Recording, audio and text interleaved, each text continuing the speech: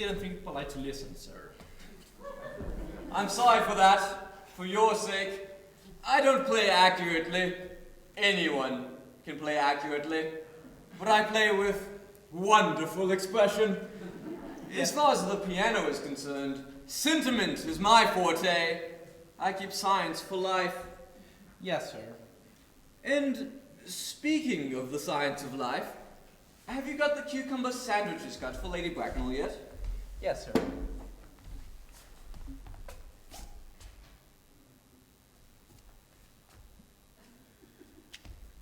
Oh, by the way, Lane, I see from your book that on Thursday night, when Lord Shoreman and Mr. Worthing were dining with us, 8 bottles of champagne are having been introduced consumed.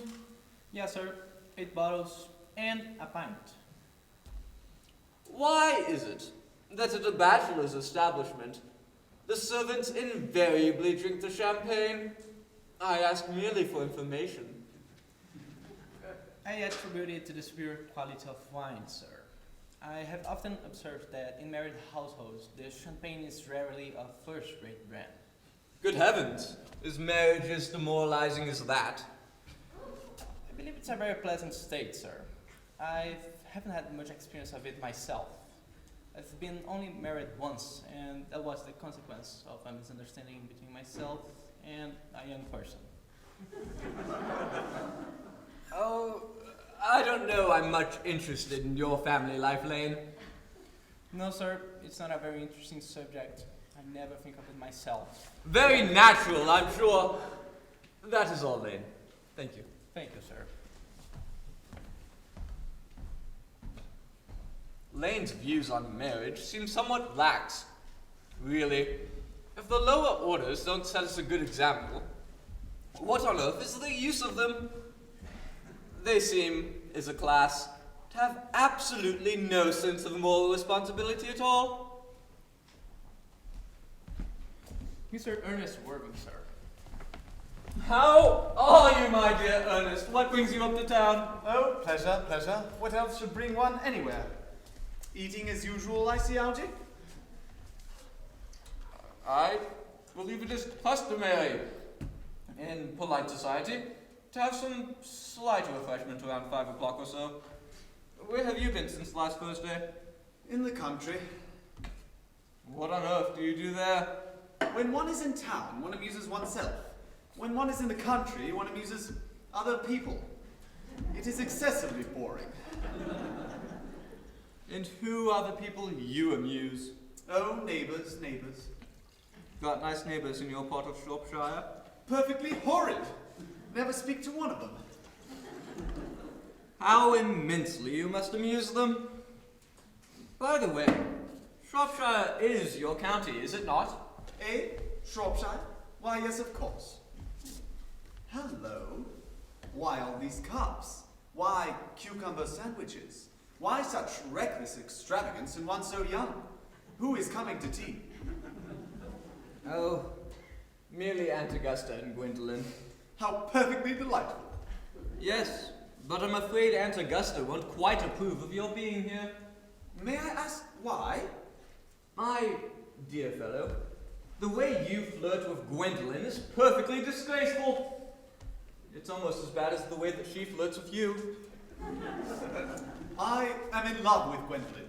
I have come up to town expressly to propose to her. I thought you had come up for pleasure. I call that business. How utterly unromantic you are. There is nothing romantic in proposing. It's very romantic to be in love.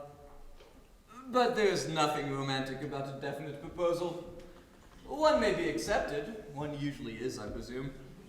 And then the excitement's all over. The very essence of romance is uncertainty. If I ever get married, I'll certainly try to forget the fact. I have no doubt about that, dear Algy. The divorce court was specially invented for people whose memories are so curiously constituted. Oh, there's no use speculating on the subject. Divorces are made in heaven. Please don't touch the cucumber sandwiches. They're made specially for Aunt Augusta. But you have been eating them all the time. That is quite a different matter. She's my aunt. Here, have some bread and butter.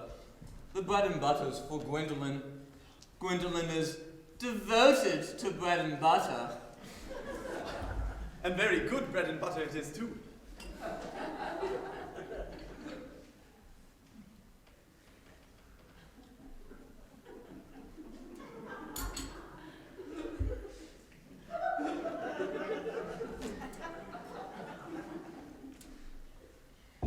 Well, you need not act as if you were going to eat it all. You act as if you were married to her already. You are not, in fact, married to Gwendolyn already. And I don't think you ever will be. Why on earth would you say that? In the first place, girls never marry the men they flirt with. Girls don't think it right. Oh, that is nonsense. It isn't. It accounts for the extraordinary number of bachelors one sees about the place. In the second place, I don't give my consent. Your consent? Yes, my consent. Gwendolyn is my first cousin, and before I allow you to marry her, you'll have to clear up the whole question of Cecily. Cecily?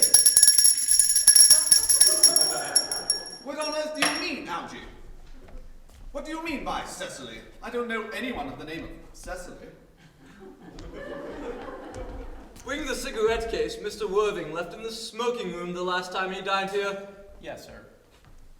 You mean to say that you've had my cigarette case all this time? I wish to goodness you had let me know.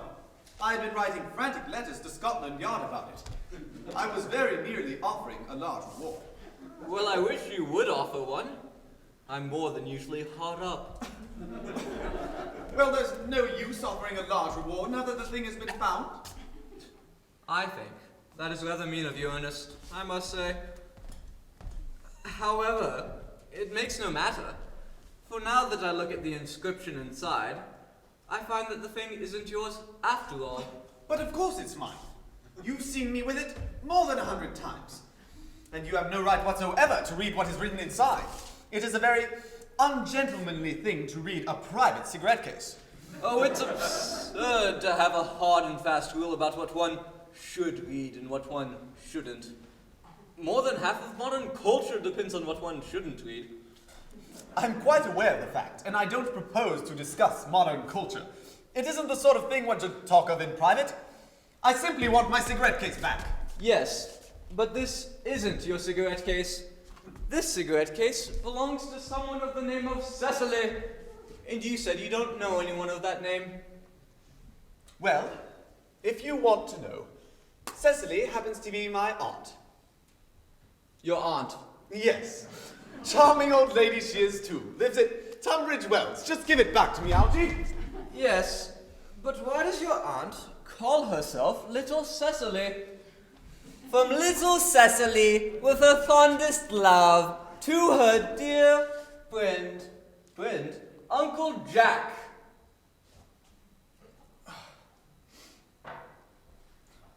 Why does she call herself Little Cecily?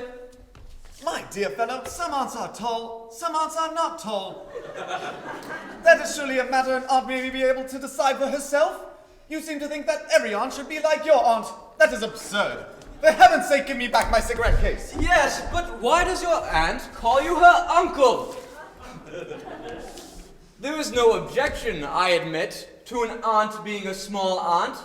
But why an aunt, no matter what her size may be, should call her own nephew her uncle? I can't quite make out. Besides, your name isn't Jack at all. It's Ernest. It isn't Ernest. It's Jack. You have always told me it was Ernest. I've introduced you to everyone as Ernest. You answer to the name of Ernest. You look as if your name was Ernest. You're the most earnest-looking person I ever saw. It's perfectly absurd you're saying your name isn't Ernest. It's on your cards. Here's one of them. Mr. Ernest Worthing, B4, The Albany. I'll keep this as proof that your name is Earnest, if you ever attempt to deny it to me, to Gwendolyn, or to anyone else. My name is Ernest in town and Jack in the country. And the cigarette case was given to me in the country. Yes, but that does not account for the fact that your small Aunt Cecily, who lives at Tunbridge Wells, calls you her uncle. Now come on, dear boy. It's much better to have it all out at once. Algy, you talk exactly as if you were a dentist. It is very vulgar to talk like a dentist when one isn't a dentist. It produces a false impression. Well, that is exactly what dentists do. I must say, dear boy, I've always suspected you of being a confirmed and secret Bunburyist, and I'm quite sure of it now. Bunburyist? What on earth do you mean, Algy, by Bunburyist? I'll reveal to you the meaning of that incomparable phrase as soon as you're kind enough to tell me why you're Ernest in town and Jack in the country. Well, produce my cigarette case first. Here it is. Now, produce your explanation and pray make it improbable. My dear fellow, there's nothing improbable about my explanation at all. In fact, it is perfectly ordinary. The old Mr. Thomas Cardew, who adopted me when I was a little boy, made me in his will guardian to his granddaughter, Miss Cecily Cardew.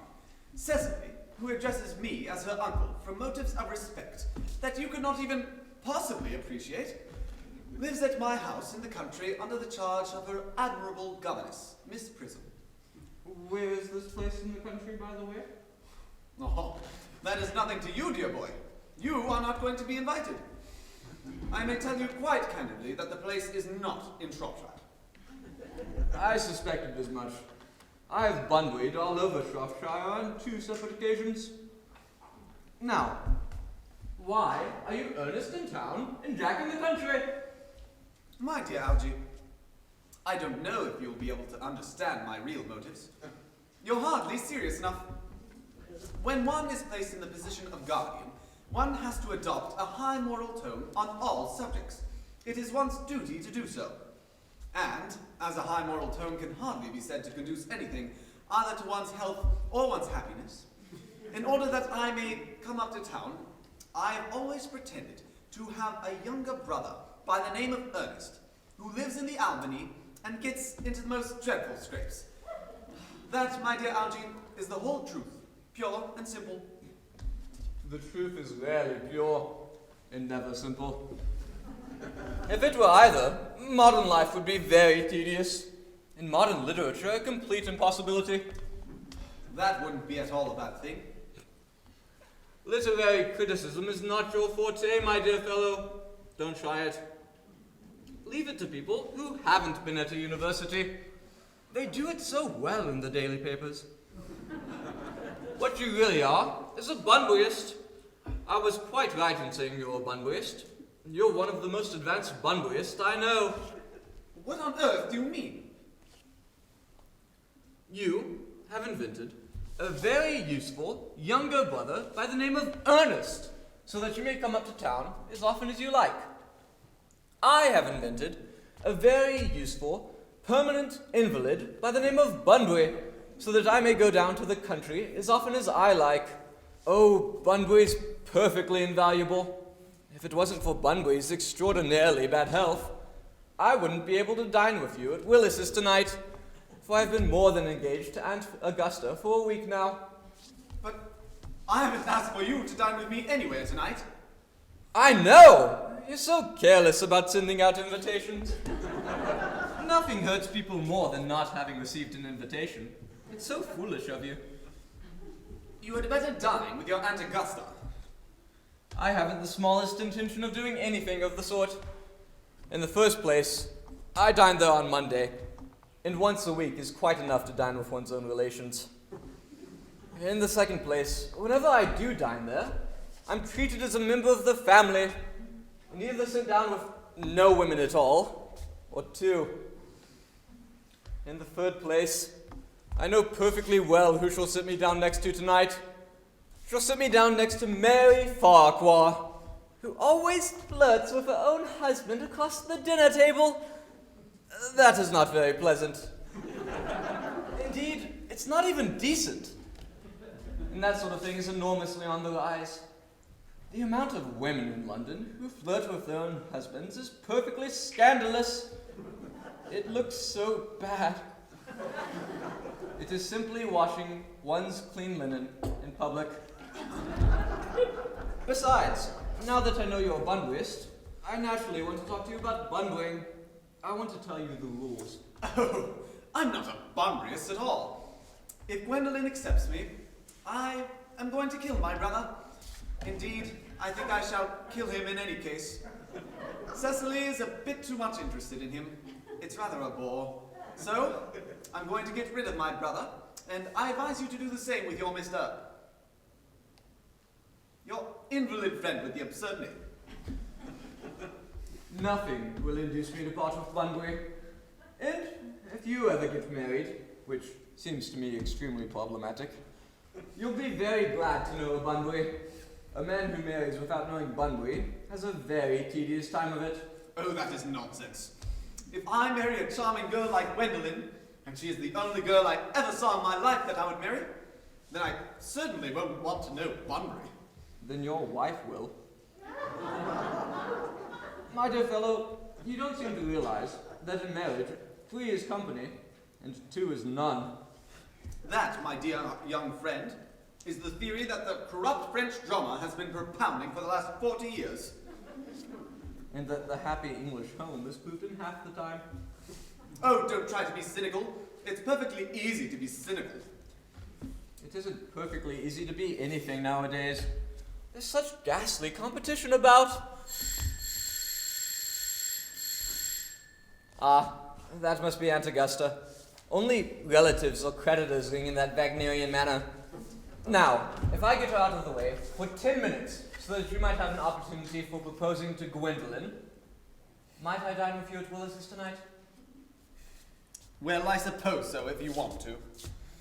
Yes, but you must be serious about it. I hate people who are not serious about meals. It's so shallow of them. Lady Bracknell and Miss Fairfax. Good afternoon, Algernon. I hope you are behaving very well. I'm feeling very well, Aunt Augusta. That is not quite the same thing. In fact, the two rarely go together. Dear me, you are smart. I'm always smart. Am I not, Mr. Worthing? You're quite perfect, Miss Fairfax. Oh, I hope I'm not that. It would leave no room for developments, and I intend to develop in many directions.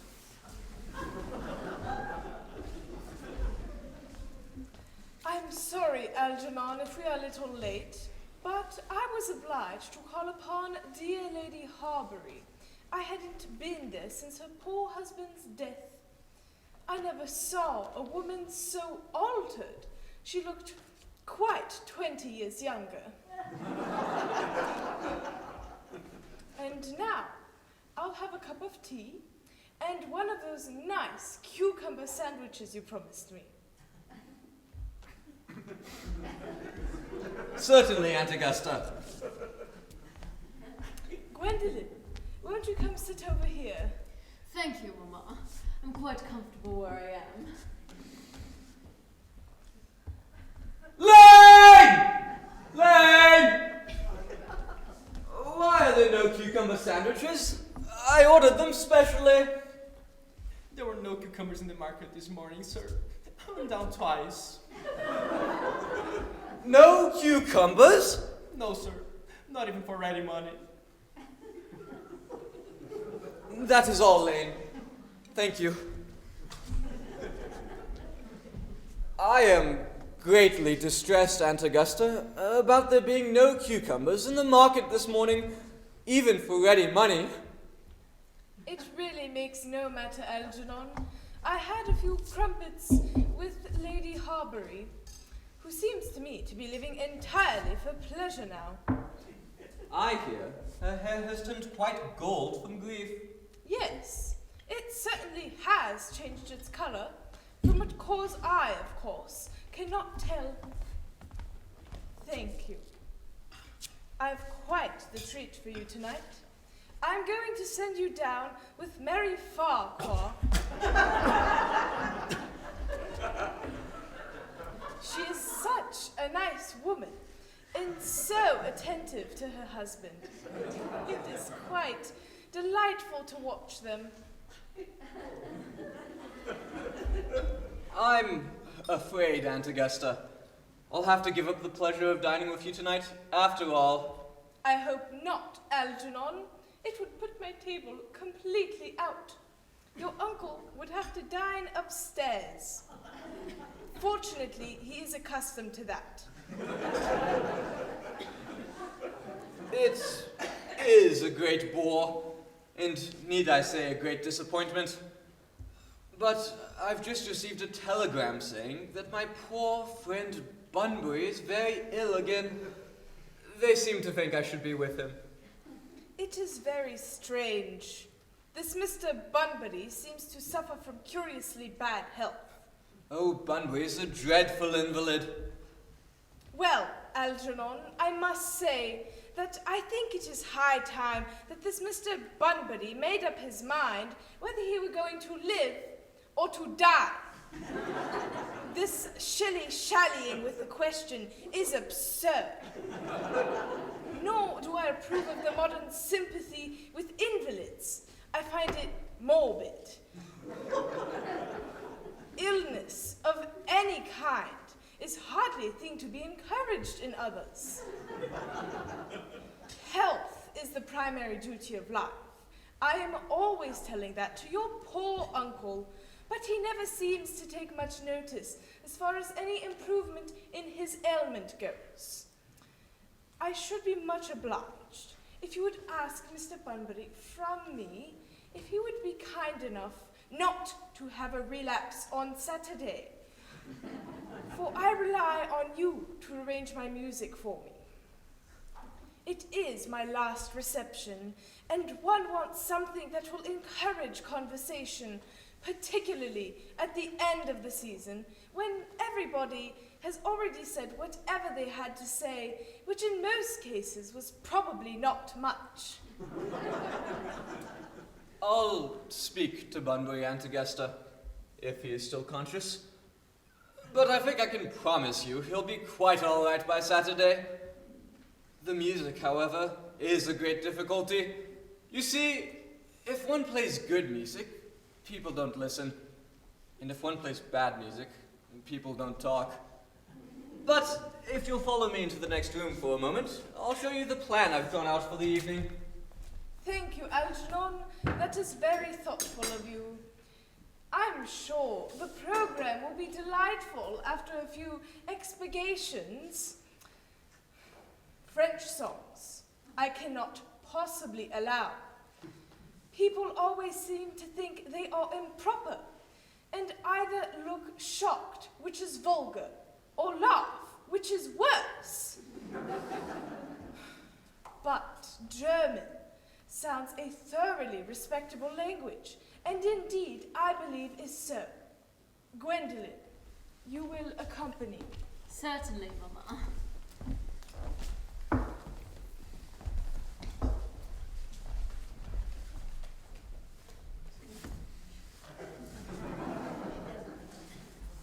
Charming day it has been, Miss Fairfax.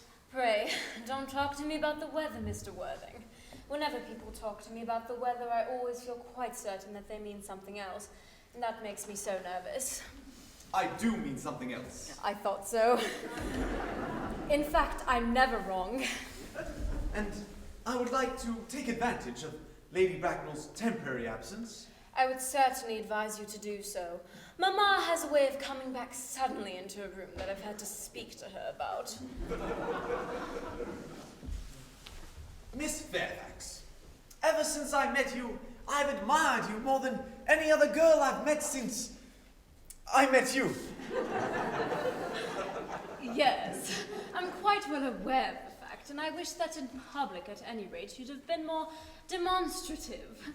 For me, you have always had an irresistible fascination. Even before I met you, I was far from indifferent to you. We live, as I hope you know, Mr. Worthing, in an age of ideals. The fact is constantly mentioned in the more expensive monthly magazines and has reached the provincial pulpits, I am told. And my ideal has always been to love someone of the name of Earnest. There's something in that name that inspires absolute confidence. The moment Algernon first mentioned to me that he had a friend called Earnest, I knew I was destined to love you. You really love me, Gwendolyn. Passionately. Oh, darling, you don't know how happy you've made me. My own Earnest. But you do not mean to say that you could not love me if my name wasn't Earnest. But your name is Earnest. Yes, I know it is, but supposing it was something else, do you really mean to say you could not love me then? That is clearly a metaphysical speculation. And like most, metaphysical speculation has no reference at all on the actual facts of real life as we know them. Personally, darling, to speak quite candidly, I don't care much for the name of Earnest.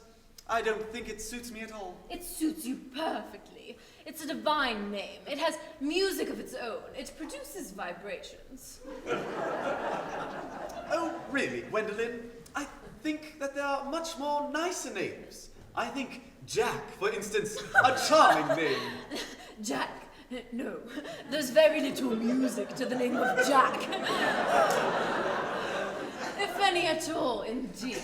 It does not thrill. It produces absolutely no vibrations. I have known several Jacks, and they all, without exception, were more than usually plain. Besides, Jack is a notorious domesticity for John, and I pity any woman who is married to a man called John. She would probably never know the entrancing pleasure of a single moment's solitude. The only safe name is Earnest.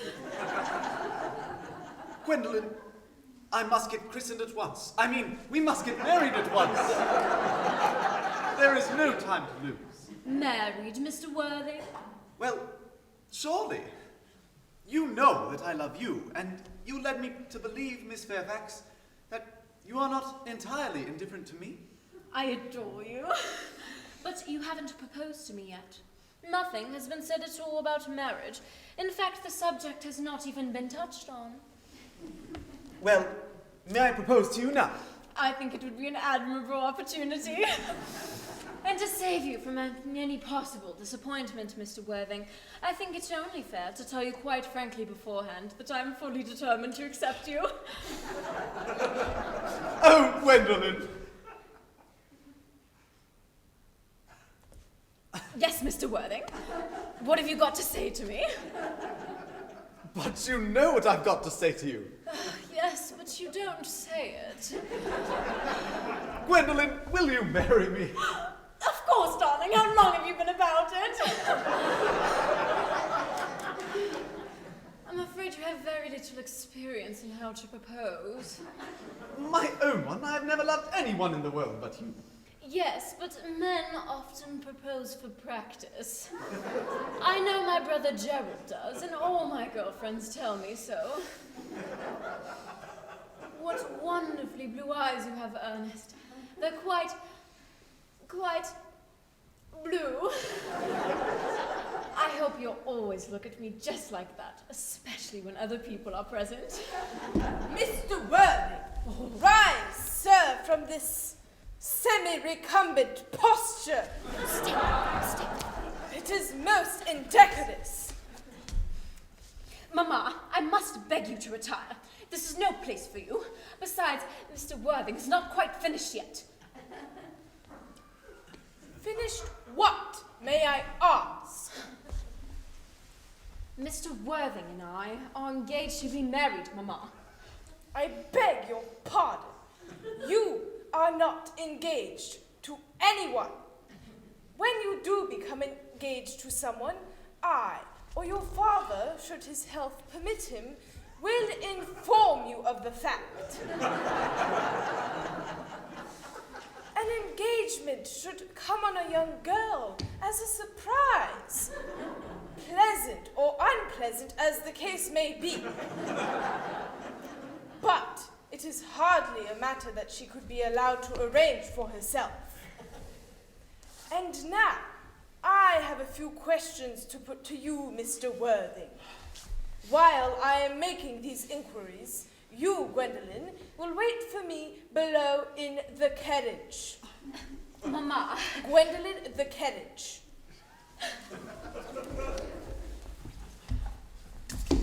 The carriage, Gwendolen. Yes, Mama.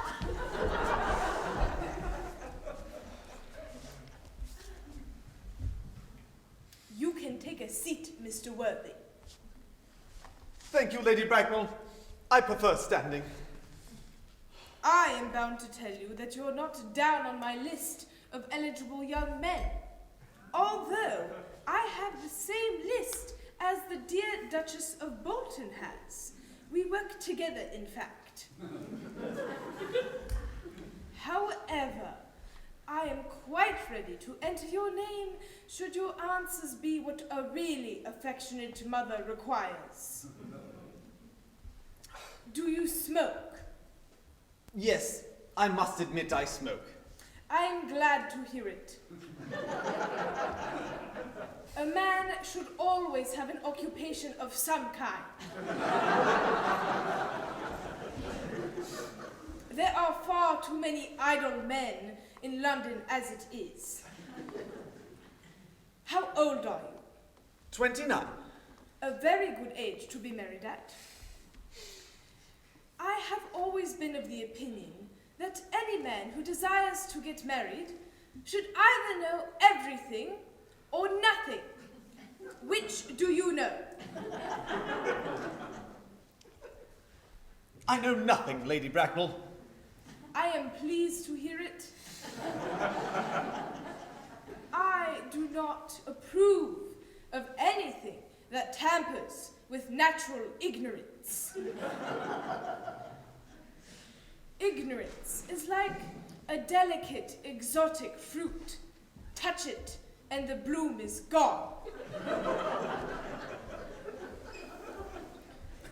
The whole theory of modern education is radically unsound. Fortunately, in England at any rate, education produces no effect whatsoever. If it did, it would prove a serious danger to the upper classes and probably lead to acts of violence in Grosvenor Square. What is your income?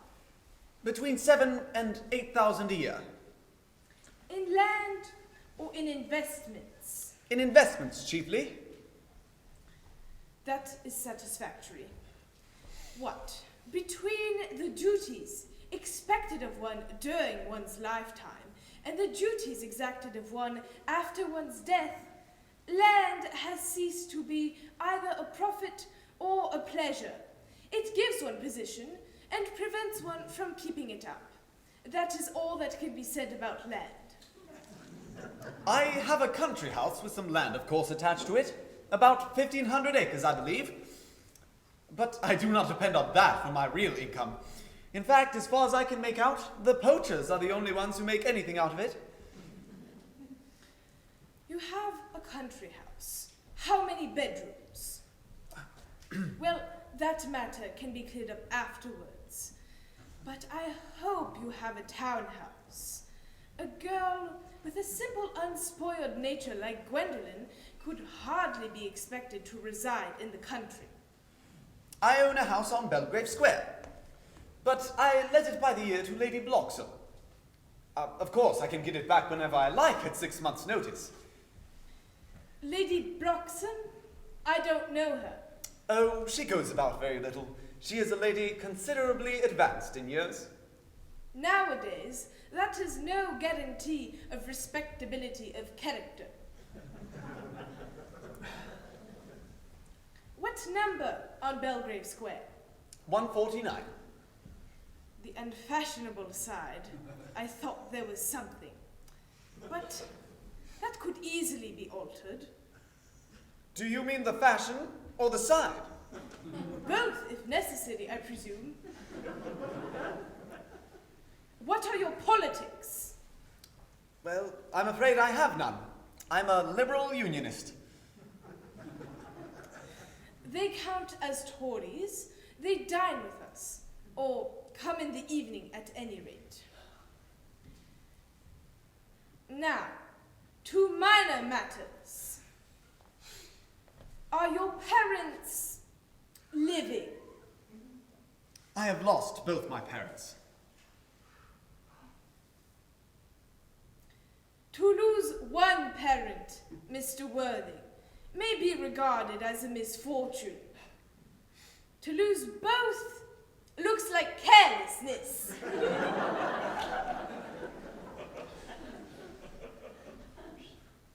Who was your father?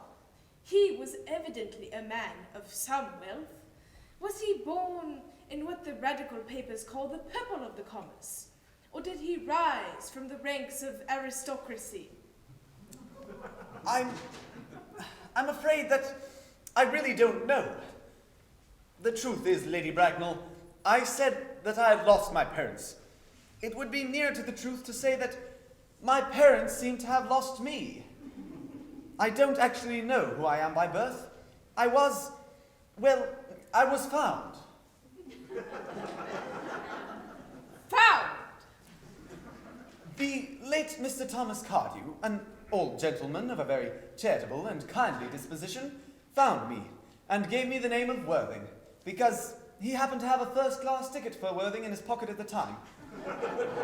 Worthing is a place in Sussex. It is a seaside resort. And where did the charitable gentleman who had a first-class ticket to a seaside resort find you? In a handbag. A handbag! Yes, Lady Bracknell, a somewhat large, brown leather handbag with handles to it. A very ordinary handbag, in fact. And where did this Mr. James or Thomas Cardew come across this ordinary handbag? At the cloakroom, in the cloakroom at Victoria Station. It was given to him in mistake for his own. The cloakroom at Victoria Station. Yes, the Brighton line. The line is immaterial, Mr. Worthing. I confess, I feel somewhat bewildered by what you have just told me. To be born, or at any rate bred in a handbag, whether it had handles or not, seems to me to display a contempt for the ordinary decencies of family life. That remind one of the worst excesses of the French Revolution. And I presume you know what that unfortunate movement led to. As for the particular locality in which the handbag was found, the cloakroom at a railway station might serve to conceal a social indiscretion. Has probably indeed been used for that purpose before now. But it could hardly be regarded as an assured basis for a recognized position in good society. May I ask then what you would advise me to do? I need hardly say that I would do anything in the world to ensure Gwendolyn's happiness. I would strongly advise you to acquire some relations as soon as possible. And to make a definite effort to produce one parent of either sex before the season is quite over. I don't see how I could possibly manage to do that. I can produce the handbag at any moment. It is in my dressing room at home. I think that should satisfy you, Lady Bracknell. Me, sir? What has it to do with me? You can hardly imagine that Lord Bracknell and I would dream of allowing our only daughter to marry into a cloakroom. and form an alliance with a parcel? Good morning, Mr. Worthing. Good morning.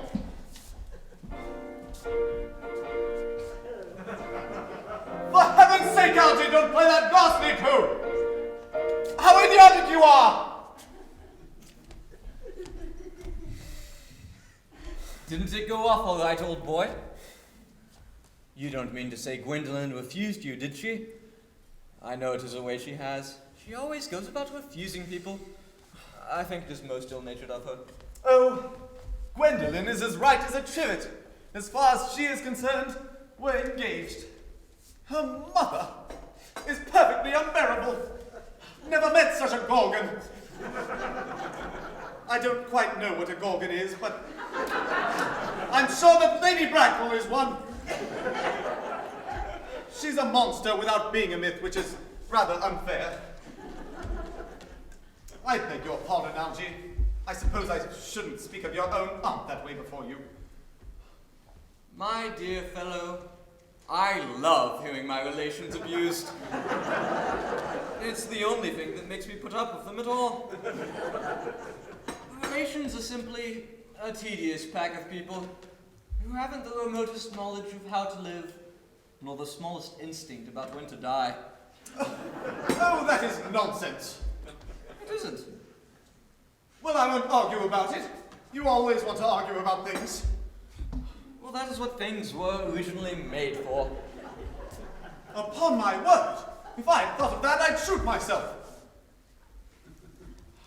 Oh, you don't think that Gwendolen will become like her mother in about 150 years, do you, Algie?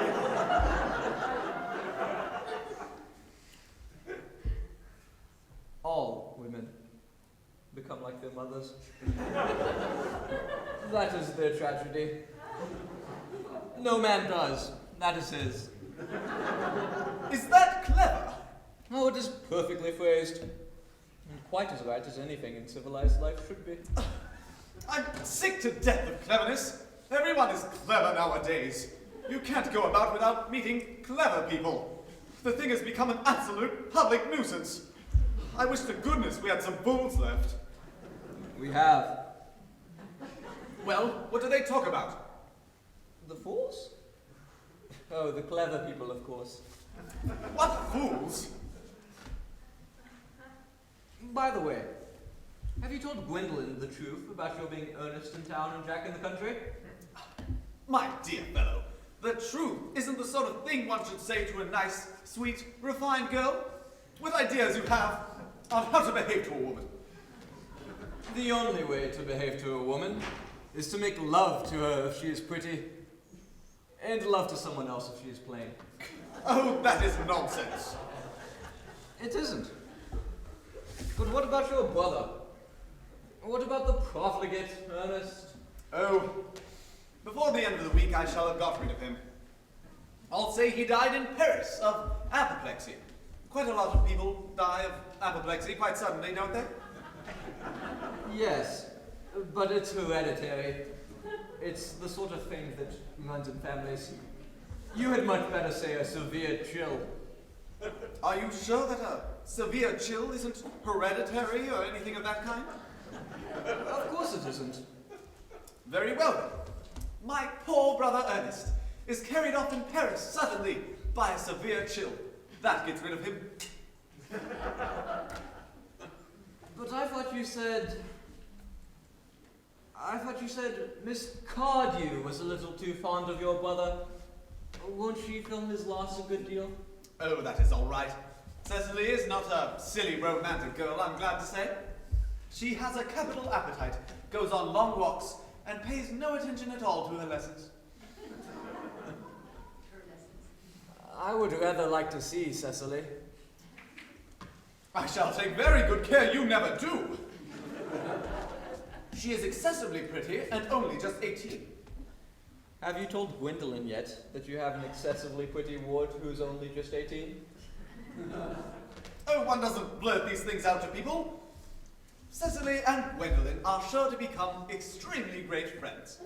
I bet you anything you like that half an hour after they have met each other, they shall be calling each other sister. Women only do that after they've called each other a lot of other things first. Now, did you know it's very nearly 7? We really must go up and change if we want a good table at Willis's tonight. Oh, it is always nearly 7. Well, I'm hungry. I never knew you when you weren't. What shall we do after dinner? Go to the theater? Oh no, I loathe listening. Well, we could go to the club. Oh no, I hate talking. Well, we might trot around to the Empire around 10 or so. Oh no, I can't bear looking at things. It's so silly. Then what shall we do? Nothing. It's awfully hard work doing nothing. However, I'm not opposed to hard work, as long as there's no definite object of any kind. Miss Fairfax. Gwendolyn, upon my word. Algy, kindly turn your back. I have something very particular to say to Mr. Worthing. Really, Gwendolyn, I don't think I can allow this. Algy, you always adopt a strictly immoral attitude towards life. You're not quite old enough to do that. My own darling. Ernest, we may never be married. From the expression on Mamma's face, I fear we never shall. Few parents nowadays pay any regard to what their children say to them. The old-fashioned respect for the young is fast dying out. Whatever influence I ever had over Mamma, I lost at the age of 3. But although she may prevent us from becoming man and wife, and I may marry someone else, and marry often, nothing that she can possibly do can alter my eternal devotion to you. My own darling. The story of a romantic origin, as related to me by Mamma with unpleasing comments, has naturally stirred the deeper fibers of my nature. Your Christian name holds an irresistible fascination, and the simplicity of your character makes you exquisitely incomprehensible to me. Your town address at the Albany I have, but what is your address in the country? The Manor House. Woolton, Hertfordshire. There is a good postal service, I suppose. It may be necessary to do something desperate. That, of course, will require serious consideration. I will communicate with you daily. My own one. How long do you remain in town? Till Monday. Good. Algy, you may turn around now. Thanks, I've turned around already. You may also ring the bell. You'll let me see you to your carriage, my darling? Certainly. Late. I will see Miss Fairfax out.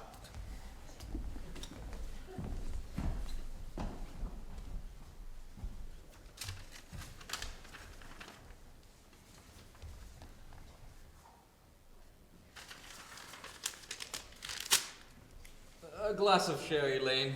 Yes, sir.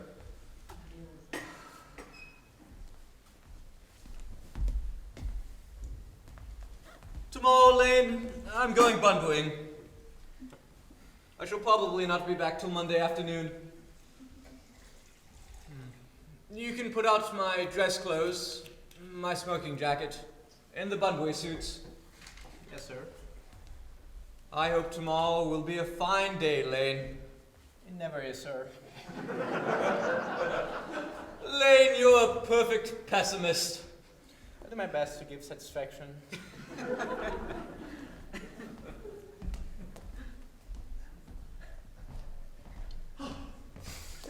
There's a sensible, intellectual girl. The only girl I ever cared for in my life. What on earth are you so amused at? I'm a little anxious about Bunbury is all. Oh, if you don't take care, your friend Bunbury will get you into a serious scrape someday. Oh, I love scrapes.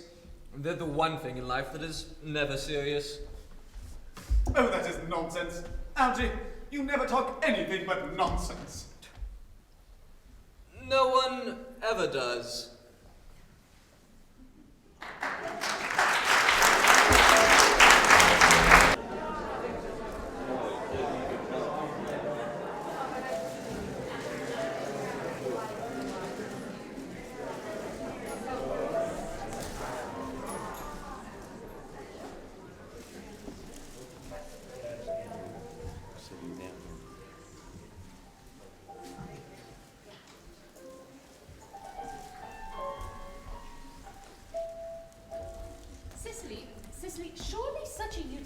airy an occupation as watering of flowers is rather Moulton's duty than yours, especially at a moment when intellectual pleasures await you. Your German grammar is on the table. Pray open it to page 15, and we will repeat yesterday's lesson. But I don't like German. It isn't at all a becoming language. I know perfectly well that I look quite plain after my German lesson. You know how anxious your guardian is that you should improve yourself in every way. He laid particular stress on your German as he was leaving for town. Indeed, he always lays stress on your German as he leaves for town. Uncle Jack is so very serious. Sometimes he's so serious, I believe he can't be quite well. Your guardian enjoys the best of health, and his gravity of demeanor is especially to be commended in one so comparatively young as he is. I know no one who has a higher sense of duty and responsibility. I suppose that's why he often looks a little bored when we three are together. Your guardian has many troubles in his life. Idle merriment and triviality would be out of place in his conversation. You must remember his constant anxiety about that unfortunate young man, his brother. I wish Uncle Jack would allow that unfortunate young man, his brother, to come down here sometime. We might have a good influence over him, Miss Prism. I know you certainly would. You know German and geology, and those types of things can influence a man very much. I do not believe that even I could produce an effect on a man whose character is, according to his own brother's admission, is so irretrievably weak and vacillating. Indeed, I do not believe I would desire to reclaim him. I am not in favor of this modern mania of turning bad people into good people at a moment's notice. As a man sows, so let him reap. You must put away your diary, Cecily. I really don't see why you should keep a diary at all. I keep a diary in order to enter the wonderful secrets of my life. If I didn't write them down, I'd surely forget all about them. Memory, Cecily, is the diary we all carry with us. Yes, but memory usually chronicles the things that have never happened and couldn't possibly have happened. I believe that memory is responsible for all the 3-volume novels that Moody sends us. Do not speak slightingly of the 3-volume novels, Cecily. I wrote one myself in earlier days. Did you really, Miss Prism? How wonderfully clever you are. I hope it did not end happily. I hate novels that end happily. They depress me so much. The good ended happily and the bad unhappily. That is what fiction means. I suppose so, but it seems very unfair. Was your novel ever published? Alas, no. It was unfortunately abandoned. Oh, I use the word as a sense of lost or mislaid. To your work, child. These speculations are profitless. Oh, but I see Dr. Chaswell coming up through the garden. Dr. Chasuble, this is indeed a pleasure. And how are we this morning? Miss Prism, I trust you are well. Oh, Miss Prism has just been complaining of a slight headache. I think it would do her some good to have a stroll with you in the park. Cecily, I have said nothing about a headache. Yes, I know that, but I felt instinctively that you had a headache. In fact, I was thinking about that and not about my German lesson when the rector came in. I hope, Cecily, you are not inattentive. Oh, I'm afraid I am. That's strange. Were I fortunate enough to be Miss Prism's pupil, I would hang upon her lips.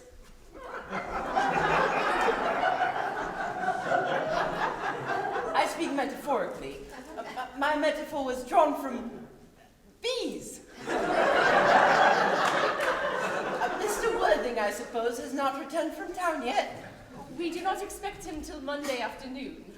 Ah, yes. Mr. Worthing usually likes to spend his Sundays in London. He is not one of those whose sole aim is enjoyment, as by all accounts that unfortunate young man, his brother, seems to be. But I must not disturb Egeria and her pupil any longer. Egeria, my name is Letitia, Doctor. A classical illusion, merely. Drawn from the pagan authors. I shall see you both, no doubt, at evensong. I think I will take that stroll with you. I find I have a headache after all, and a light walk might do it some good. With pleasure, Miss Prism. We might go as far as the schools and back. That would be delightful. Cecily, you will read your political economy in our absence. The chapter on the fall of the rupee you may omit. It is somewhat too sensational. Even these metallic problems have their melodramatic side.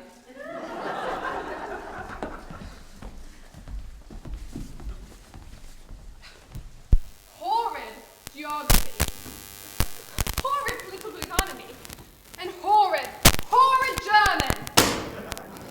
Mr. Ernest Worthing has just driven over from the station. He has brought his luggage with him. Mr. Ernest Worthing, B4, the Albany, Uncle Jack's brother. Did you tell him that Mr. Worthing was in town?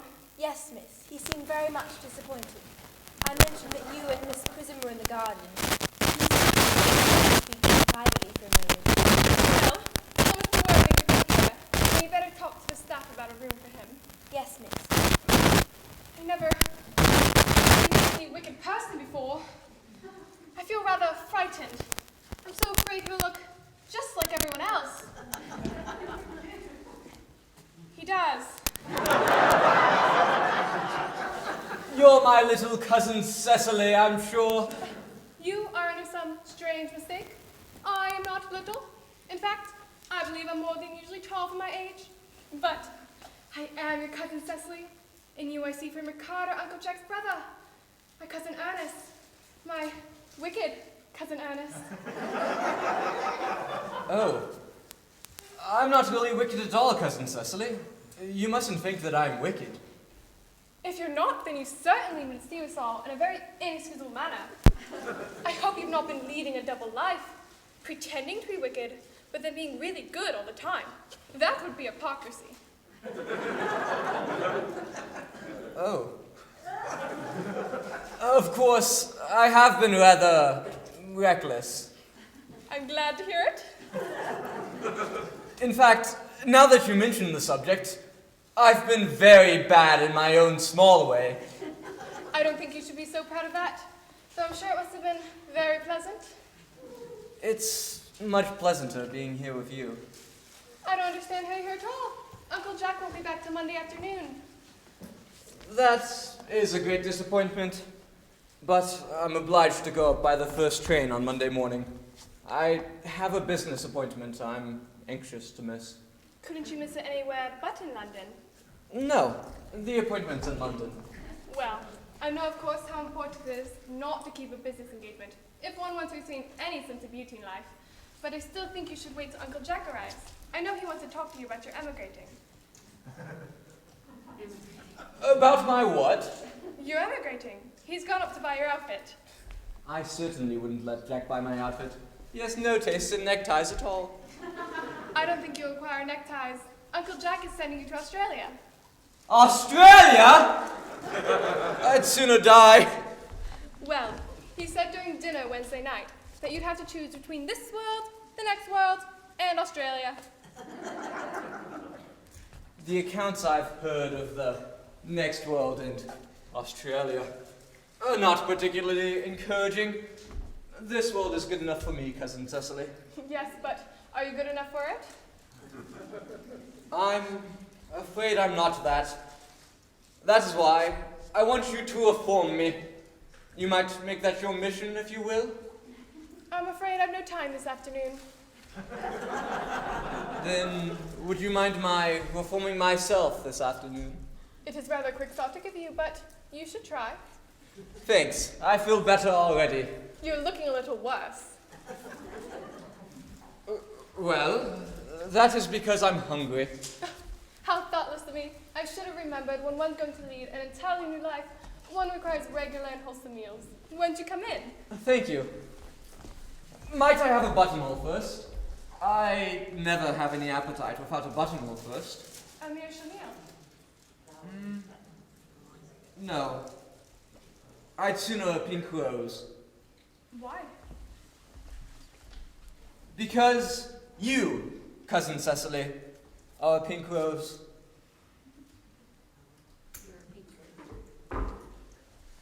I don't think you should talk to me like that. Miss Prism never says such things to me. Then Miss Prism is a short-sighted old lady. You're the prettiest girl I ever saw. Miss Prism says that all good looks are a snare. A snare that any sensible man would like to be caught in. I wouldn't want to catch a sensible man. I wouldn't know what to talk to him about.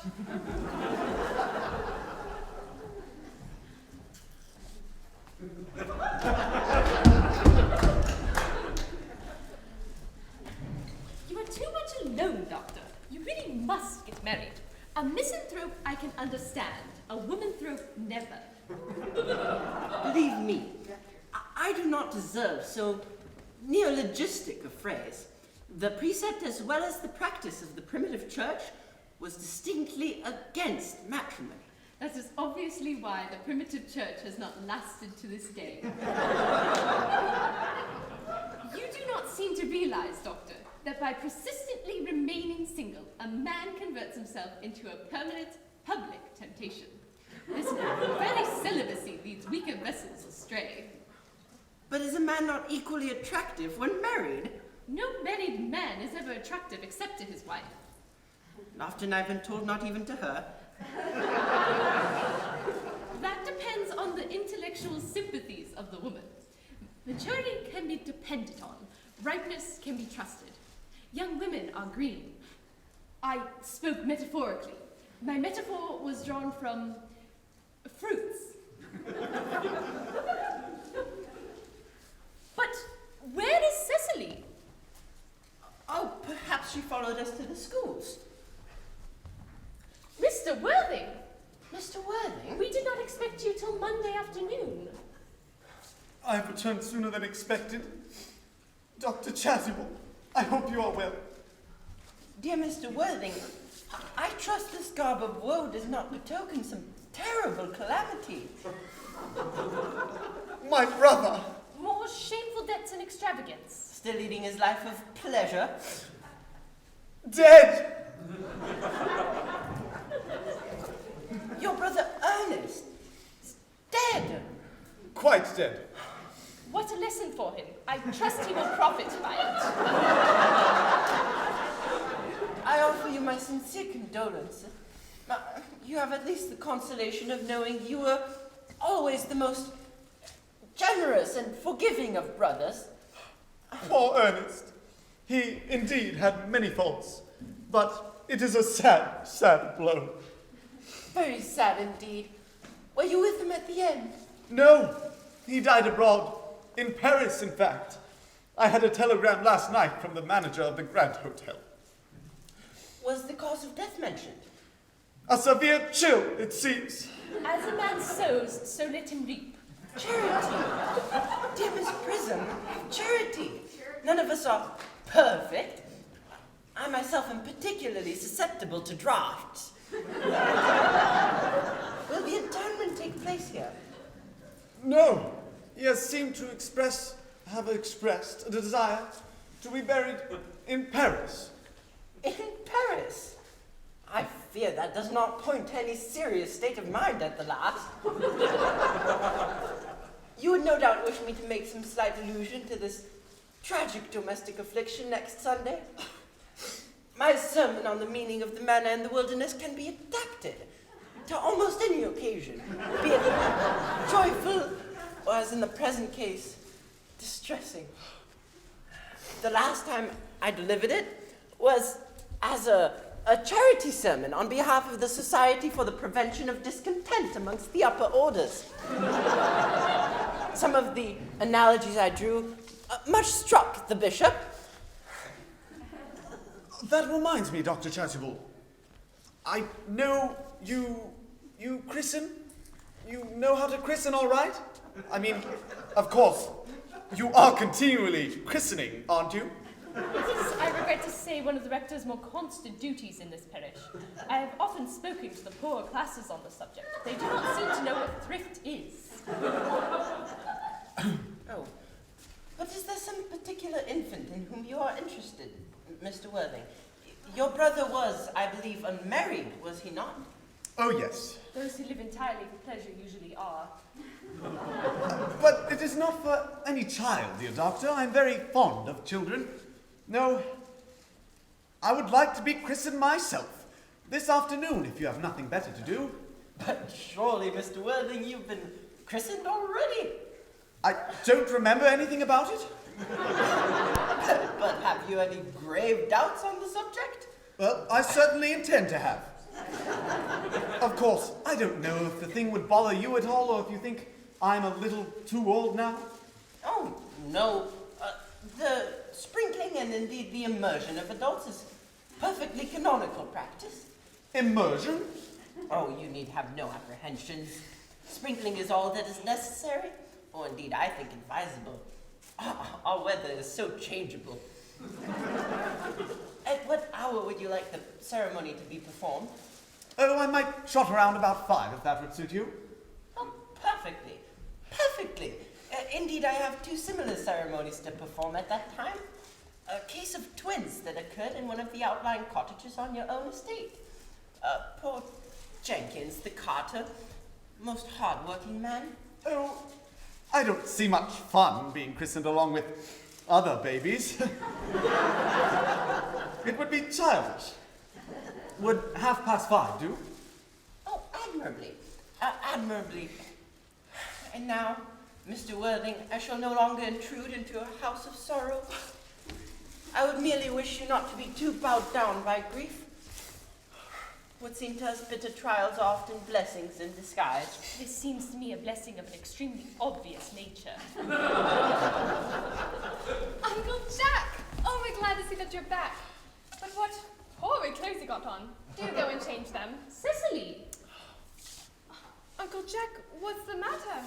You look as if you had a toothache. I got such a surprise for you. Who do you think's in your dining room? Your brother!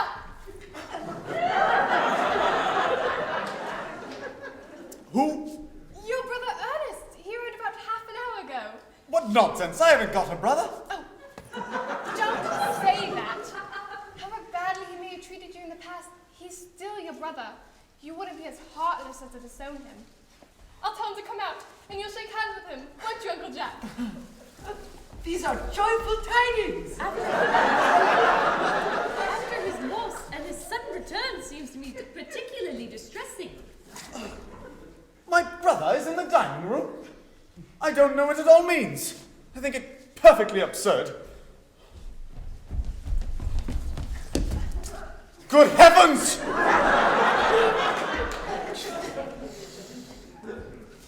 Brother John, I've come down from town to tell you that I'm very sorry for the way that I've treated you, and that I intend to lead a better life in the future.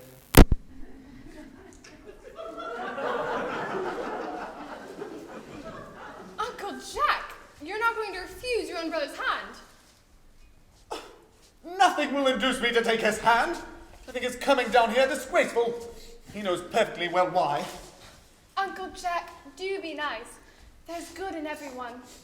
Ernest was just telling me about his poor invalid friend, Mr. Bunbury, whom he goes down to visit so often.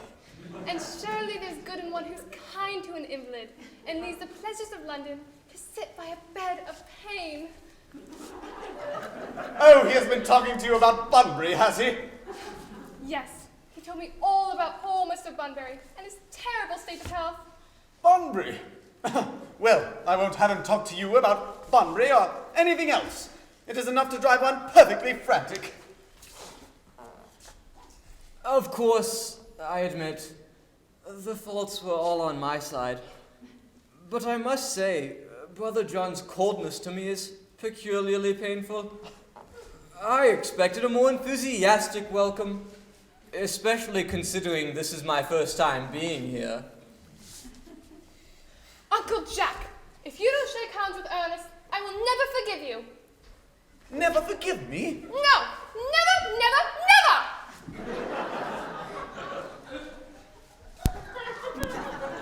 Well, this shall be the last time I ever do it. It is pleasant, is it not, to see so perfect a reconciliation?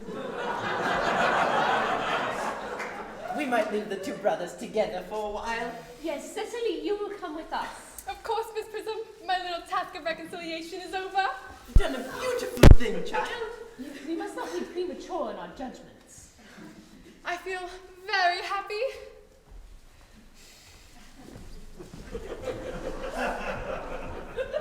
You young scoundrel, Algy! You have got to get out of here at once. I don't allow for any bunburying here. I have put Mr. Earnest's things in the room next to yours, sir. I suppose that is all right. What? Mr. Earnest's luggage, sir. I have unpacked it and put it in the room next to your own. His luggage? Yes, sir. 3 portmanteaus, a dressing case, 2 hat boxes, and a large luncheon basket. I'm afraid I can't stay any longer than a week at this time. Merriman, order the dog cart at once. Mr. Earnest has suddenly been called back to town. Yes, sir. What a fearful lie you are, Jack! I have not been called back at all. Yes, you have. I haven't heard anyone call me. Your duty as a gentleman calls you back. My duty as a gentleman has never interfered with my pleasures in the smallest degree. I can quite understand that. Well, Cecily is a darling. You are not to speak of Miss Cardew like that. I don't like it. Well, I don't like your clothes. You look perfectly ridiculous in them. Why on earth don't you go up and change? It's perfectly childish to be in deep mourning for a man who's actually staying with you in your house as a guest. I call it grotesque. You are certainly not staying in my house for a week as a guest or anything else. I think you're coming down here disgraceful. You've got to leave by the 4:05 train. I certainly won't leave so long as you are in mourning. It would be most unfriendly of me. If I was in mourning, you would stay with me, I suppose. I would think it most unkind if you didn't. Will you go if I change my clothes? Yes, if you're not too long. I've never seen someone take so long to change, and with such little result. Well, at any rate, that is better than always being overdressed as you are. If I am occasionally a little overdressed, I make up for it for being immensely overeducated. Your vanity is ridiculous. Your conduct an outrage, and your presence in my garden utterly absurd. However, you have got to catch the 4:05, and I hope that you have a pleasant journey back to town. This bunburying, as you call it, has not been a great success for you.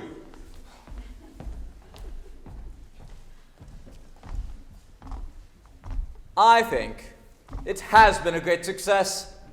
I'm in love with Cecily, and that is everything. But I must see her before I go, and make arrangements for another Bunbury. Ah, there she is. Oh, I'm merely come back to walk to the roses. I thought you were with Uncle Jack. He's gone to order the dog cart for me. Is he going to take you up on a nice drive? No, he's sending me away. Then we've got to part? I'm afraid so.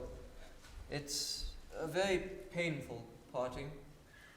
It's always painful to part from someone whom one has known for a very brief space of time.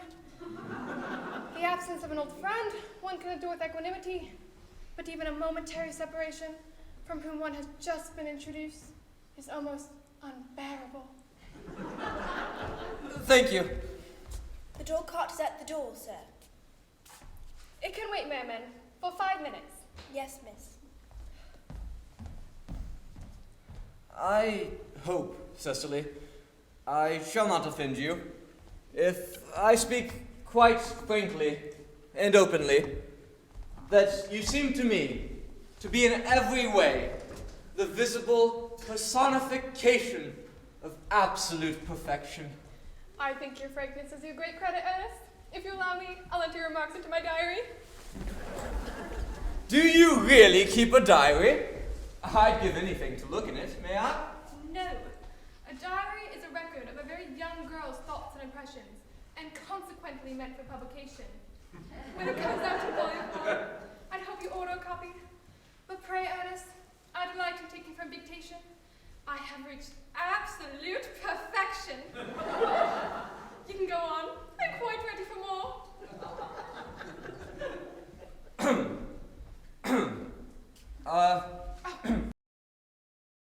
Ernest, when one is speaking, one should speak fluently and not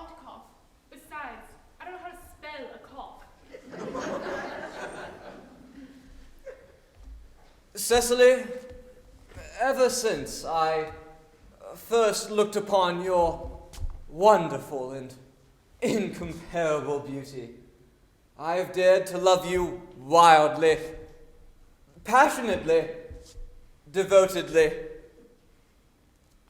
hopelessly. I don't think you should tell me that you love me wildly, passionately, devotedly, hopelessly. Hopelessly doesn't seem to make much sense, does it? Cecily! The dog cart is waiting. Tell her to come around next week at the same hour. Yes, sir. I think Uncle Jack would be very much annoyed if we knew you were staying till the next week, at the same hour. Oh, I don't care about Jack. I don't care about anyone else in the world but you. Cecily, I love you. You'll marry me, won't you? Well, of course, you silly boy. We've been engaged for the last 3 months.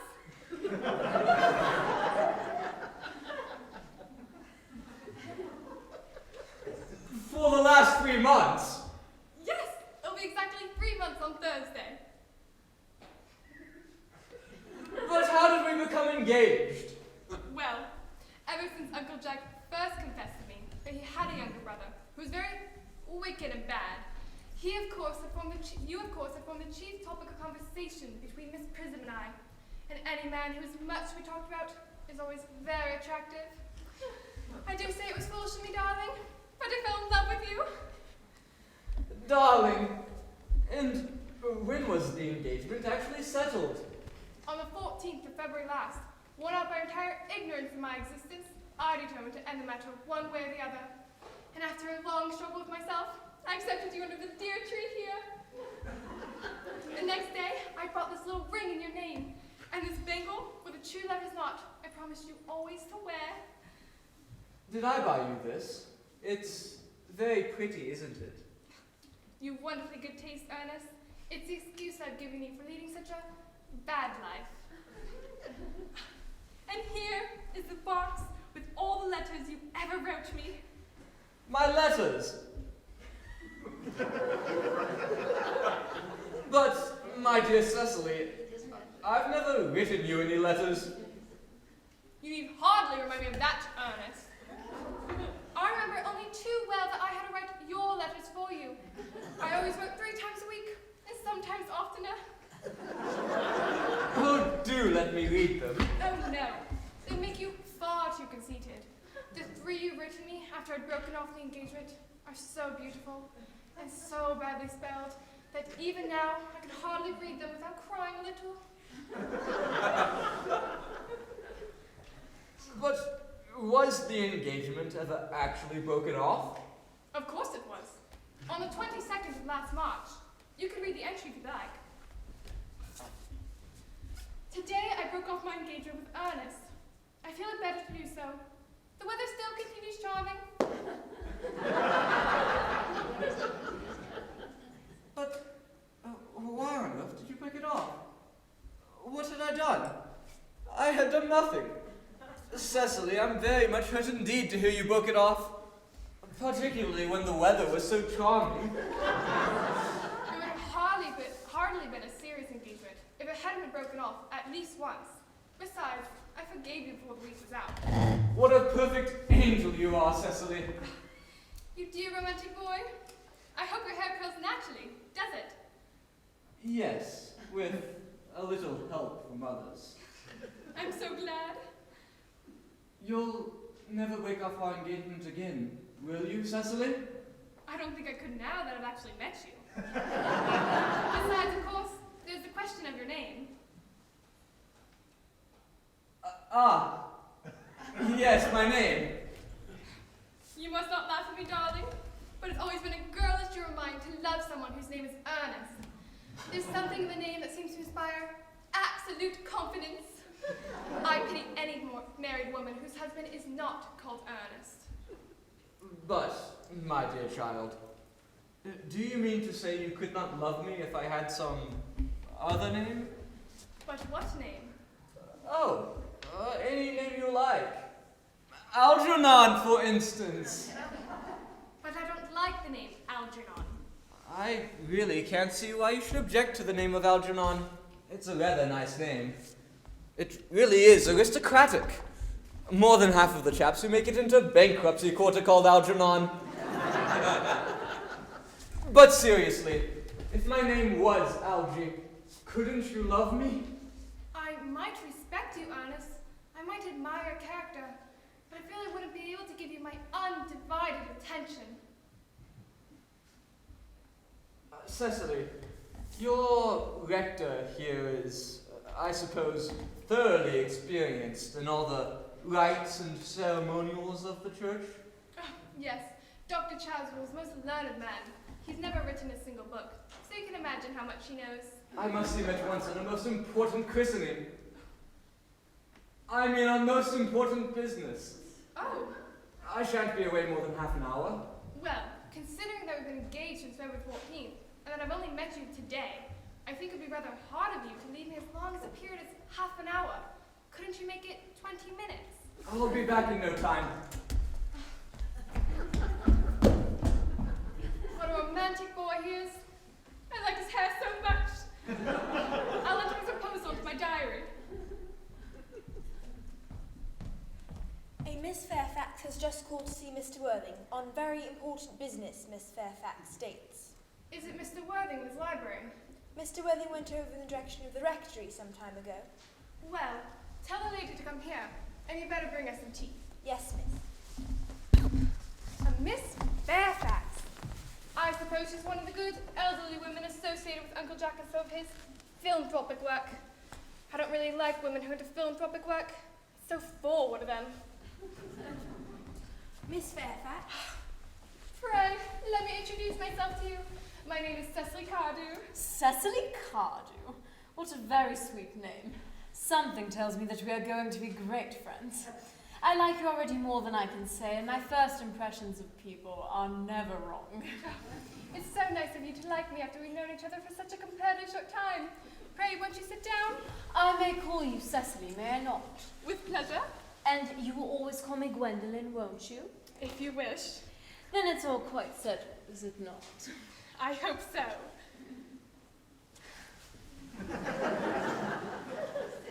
Perhaps this might be a favourable opportunity for my mentioning who I am. My father is Lord Bracknell. You've never heard of Papa, I suppose? I don't think so. Outside of the family circle, Papa, I'm glad to say, is entirely unknown. I think that is quite as it should be. The home seems to me to be the proper sphere for a man, and especially once a man begins to neglect his domestic duties, he becomes painfully effeminate, does he not? And I don't like that. It makes men so very attractive. Cecily, Mamma, whose views on education are remarkably strict, has brought me up to be extremely short-sighted. It is part of a system. So, do you mind my looking at you through my glasses? Oh, not at all, Gwendolyn. I'm very fond of being looked at.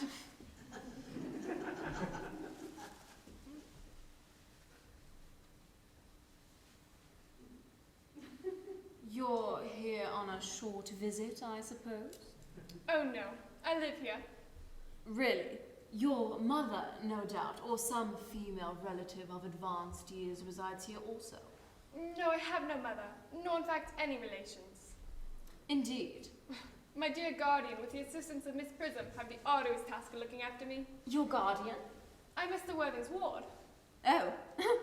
He never mentioned to me that he had a ward. How very secretive of him. He grows more interesting hourly.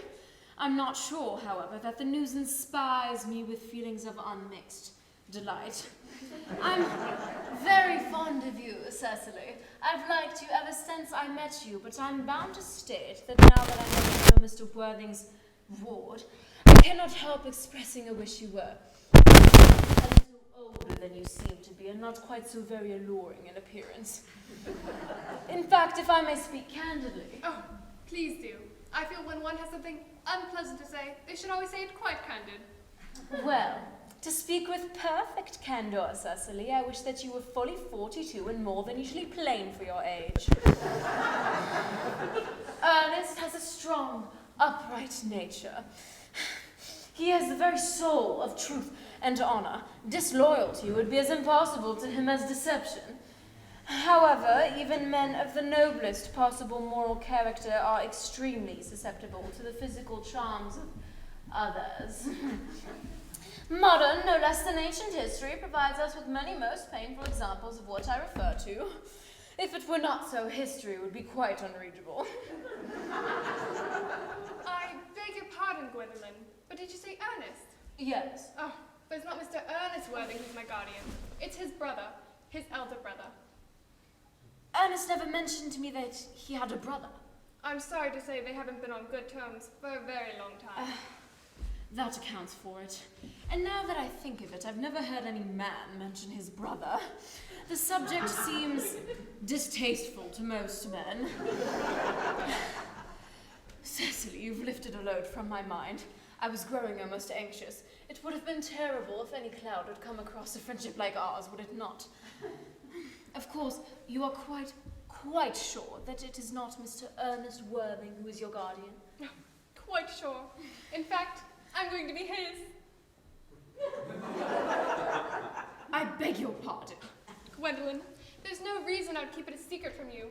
Our little county newspaper is sure to chronicle the fact next week. Mr. Ernest Worthing and I are engaged to be married.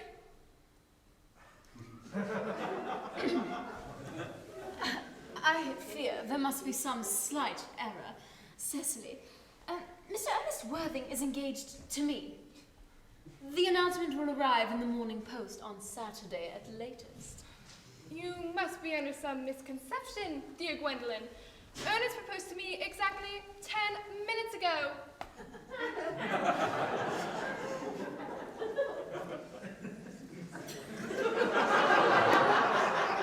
That is certainly very curious, for he proposed to me yesterday afternoon at exactly 5:30. If you would care to verify the incident, pray do so. I never travel without my diary. One must always have something sensational to read on the train. I am so sorry, dear Cecily, if it is any disappointment to you, but I'm afraid that I have the prior claim. It would distress me, dear Gwendolyn, if it caused you any mental or physical anguish, but I feel bound to point out that since Ernest proposed to you, he clearly has changed his mind. If the poor fellow has been trapped into any foolish promise, I shall consider it my duty to rescue him at once, and with a firm hand. Whatever unfortunate entanglement my dear boy has gotten into, I won't reproach him with it after we are married. Do you allude to me, Miss Cardew, as an entanglement? You are presumptuous. At an occasion of this kind, it becomes more than a moral duty to speak one's mind. It becomes a pleasure. Do you suggest, Miss Fairfax, that I trapped Ernest into engagement? How dare you? This is no time to wearing the shallow mask of manners. When I see a spade, I call it a spade. I'm glad to say that I've never seen a spade. It is obvious that our social spheres have been widely different. Shall I lay the tea here as usual, miss? Yes, as usual.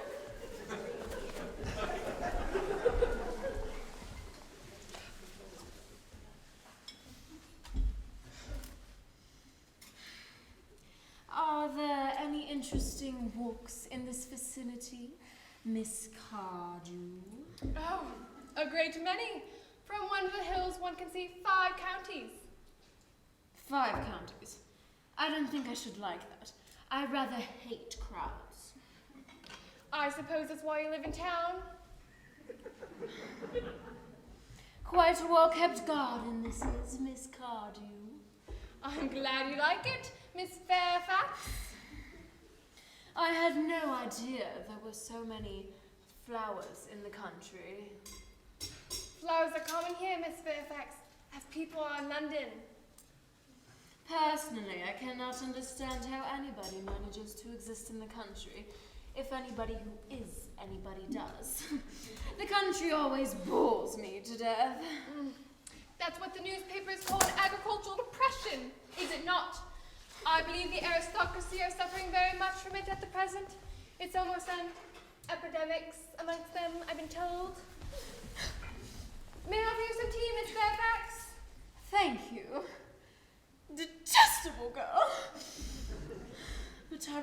tea? Sugar? No, thank you. Sugar's not fashionable anymore.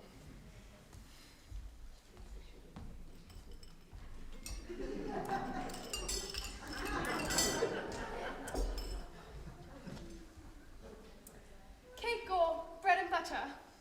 Bread and butter, please. Cake is rarely seen in the best houses nowadays.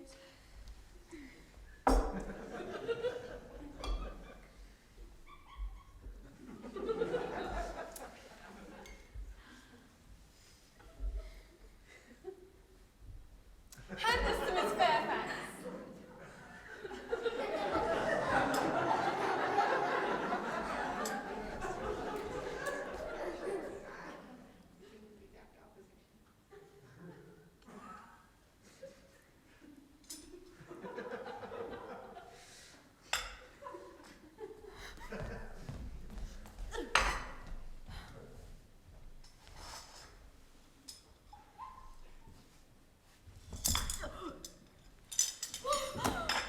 You have filled my tea with lumps of sugar, and though I asked most distinctly for bread and butter, you've given me cake!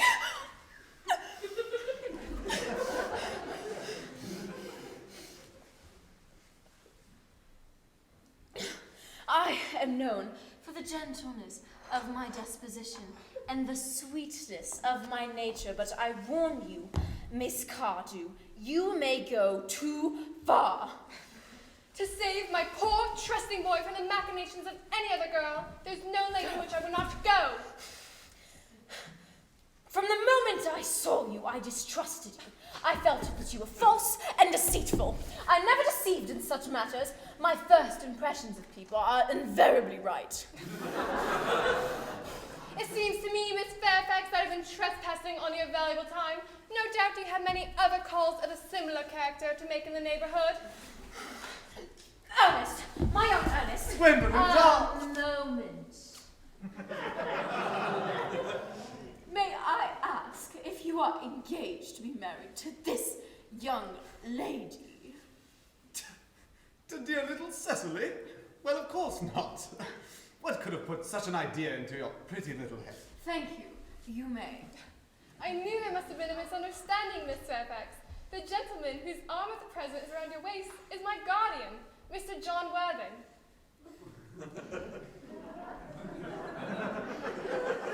I beg your pardon. This is Uncle Jack. Jack! Oh. Here's Ernest. My own love! A moment, Ernest. May I ask, are you engaged to be married to this young lady? To what young lady? Good heavens, Gwendolyn! Yes, to good heavens, Gwendolyn. I mean to Gwendolyn. Of course not. What could have put such an idea in your pretty little head? Thank you. You may. I felt there must be some slight error, Miss Cardew. I'm afraid the man who you are now embracing is my cousin, Mr. Algernon Moncrief. Algernon Moncrief? Oh, are you called Algernon? I cannot deny it. Is your name really John? I could deny it if I liked. I could deny anything if I liked. But my name certainly is John. It has been John for years. A gross deception has been practiced on both of us. My poor wounded Cecily. My sweet, wrong Gwendolyn. You will call me sister, will you not? Of course, but there's one question I'd like to ask my guardian. An admirable idea. Mr. Worthing, where is your brother Ernest? We are both engaged to be married to your brother Ernest, so it is a matter of some importance to know where your brother Ernest is at present. Gwendolyn, Cecily, it is very painful for me to be forced to speak the truth. It is the first time in my life that I have been reduced to such a painful position. And I'm really quite inexperienced in doing anything of the kind. However, I will tell you quite frankly that I have no brother, Earnest. I have no brother at all. I never had a brother in my life, and I have not the smallest intention of ever having one in the future. No brother at all. None. Had you never a brother of any kind? Never. Not even of any kind. I'm afraid, dear Cecily, that neither of us is engaged to be married to anyone. It's not a very pleasant position for a young girl to find herself in, isn't it? Let us go into the house. They will hardly venture to come after us there. Of course. Men are so cowardly, aren't they?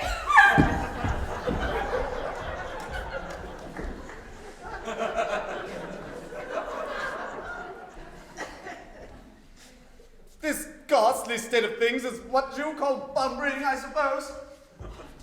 Yes, the most wonderful Bunbury it is too. The most wonderful Bunbury I've had in all my life. Well, you have no right whatsoever to Bunbury here. One has a right to Bunbury wherever one chooses. Every serious Bunburyist knows that. Serious Bunburyist? Good heavens. Well, one must be serious about something if one wants to have any amusement in life.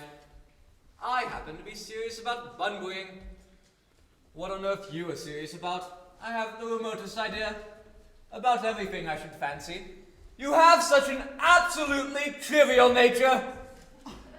Well, the only small satisfaction I have in the whole of this wretched business is that your friend Bunbury is quite exploded. You won't be able to run down to the country quite so often as you used to, dear Algie, and a very good thing too. Your brother is looking a little off color, isn't he, dear Jack? You won't be able to disappear up to London quite so frequently as your wicked custom was. And not a bad thing either.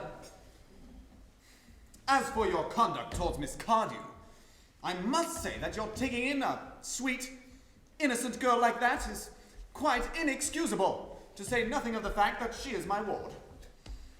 I can see no possible defense for your deceiving a brilliant, clever, thoroughly experienced young lady like Miss Fairfax, to say nothing of the fact that she's my cousin.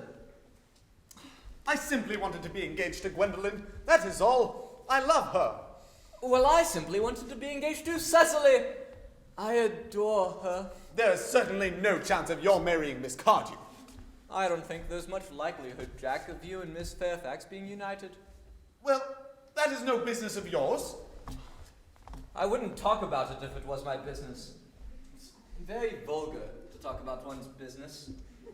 Only people like stockbrokers do that. And then merely at dinner parties.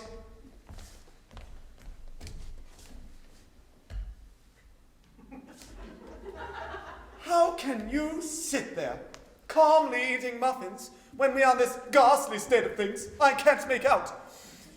You seem to me to be perfectly heartless. Well, I can't eat muffins in an agitated manner, now can I?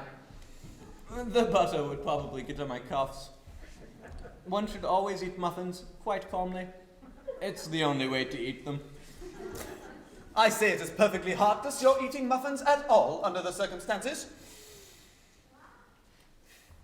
My dear fellow, when I am in trouble, eating is the only thing that consoles me. Indeed, when I'm in really great trouble, as anyone who knows me intimately will tell you, I refuse everything except food and drink.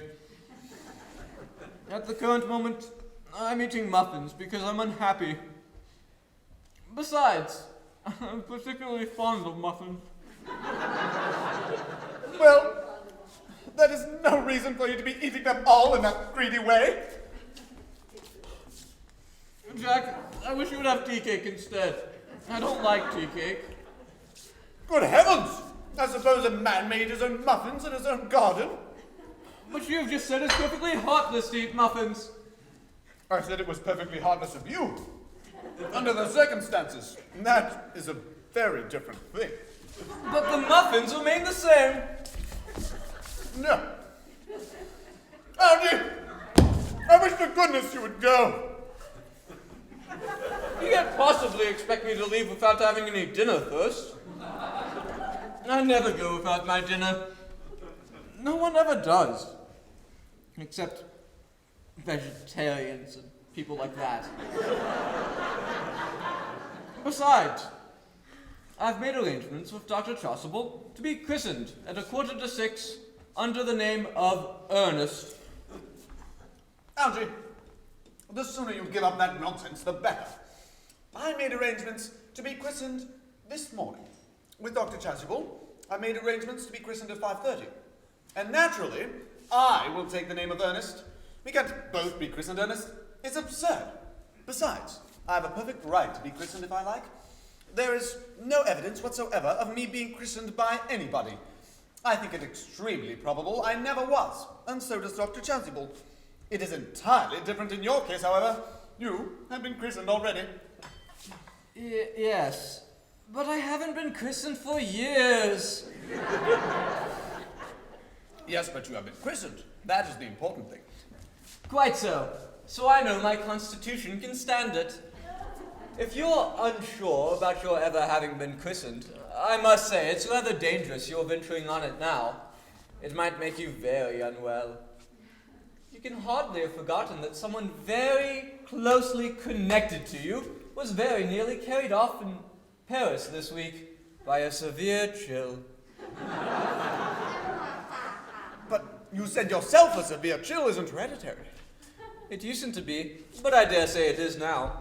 Science is always making wonderful improvements in things. Oh, that is nonsense. Algy, you are always talking nonsense. Jack, you're at the muffins again. I wish you wouldn't. There are only 2 left.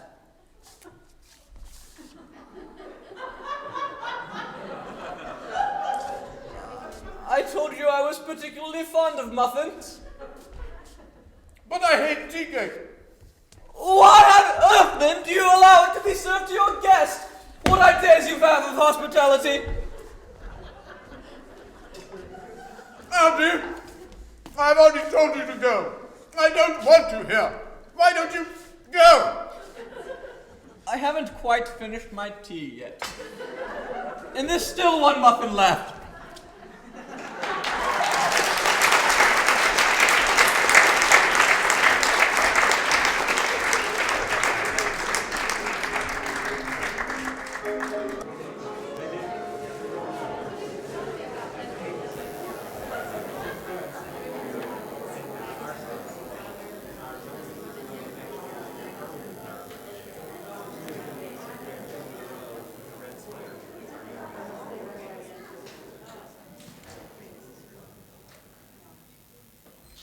The fact that they did not follow us at once into the house, as anyone else would have done, seems to me to show that they have some sense of shame left. They have been eating muffins. That looks like repentance. They don't seem to notice us at all. Couldn't you cough? But I don't have a cough. They're looking at us. What effrontery. They're approaching. That's very forward of them. Let us preserve a dignified silence. Certainly, it's the only thing to do now.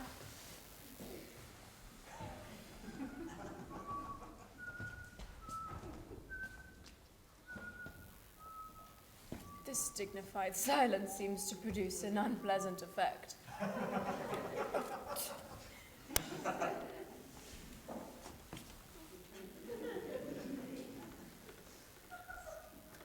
A most distasteful one. But we must not be the first to speak. Certainly not.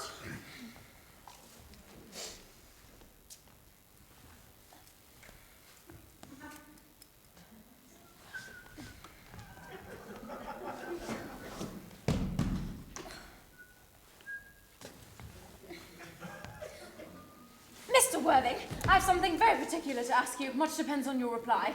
Gwendolyn, your common sense is invaluable. Mr. Moncrief, kindly answer me the following question. Why did you pretend to be my guardian's brother? In order that I might have the opportunity of meeting you. That seems like a satisfactory explanation, does it not?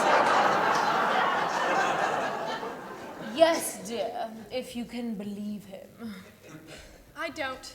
But that does not affect the wonderful beauty of his answer. True, in matters of grave importance, style, not sincerity, is the vital thing. Mr. Worthing, what explanation have you to offer to me for pretending to have a brother? Was it in order that you might have the opportunity of coming up to town to see me as often as possible? Can you doubt it, Miss Fairfax? I have the gravest doubts on the subject, but I intend to crush them. This is not the time for German skepticism. Their explanations appear to be quite satisfactory, especially Mr. Worthing's. That one appears to have the stamp of truth upon it. I am more than content with what Mr. Moncrief said. His voice alone inspires one with absolute credulity. Then you think we should forgive them? Yes. I mean, no. True, I had forgotten. There are principles at stake that one cannot surrender. Which of us should tell them? The task is not a pleasant one. Couldn't we both speak at the same time? An excellent idea. I nearly always speak at the same time as other people. Will you take the count from me? Certainly. Your Christian names are still an insuperable barrier. That is all. Our Christian names? Is that all? But we are going to be christened this afternoon. For me, you are willing to do this terrible thing. I am. Are we ready to face this fearful ordeal? I am. How absurd to talk of the equality of the sexes. Where questions of self-sacrifice are concerned, men are infinitely beyond us. We are! They have moments of physical courage we women know absolutely nothing about. Darling! Darling! Lady Bracknell. Good heavens! Gwendolyn! What does this mean? Merely that I am engaged to Mr. Worthing, Mamma. Sit! Sit down immediately! Hesitation of any kind is a sign of mental decay in the young, of physical weakness in the old. Apprised, sir, of my daughter's sudden flight by her trusty maid, whose confidence I purchased by means of a small coin, I followed her at once by a luggage train. Her unhappy father is, I am glad to say, under the impression that she is attending a more than usually lengthy lecture by the University Extension Scheme of a Permanence of Income on Thought. I do not propose to undeceive him. In fact, I have never undeceived him on any question. I would consider it wrong. But, of course, you will clearly understand that all communication between yourself and my daughter must cease from this moment immediately. On this point, as on all points, I am firm. I am engaged to be married to Gwendolyn, Lady Bracknell. You are nothing of the kind, sir. As regards Algernon. Algernon! Yes, Aunt Augusta? May I ask if it is in this house that your invalid friend Mr. Bunbury resides? No. Bunbury does not live here. Bunbury is somewhere else at present. In fact, Bunbury's dead. Dead? His death must have been extremely sudden.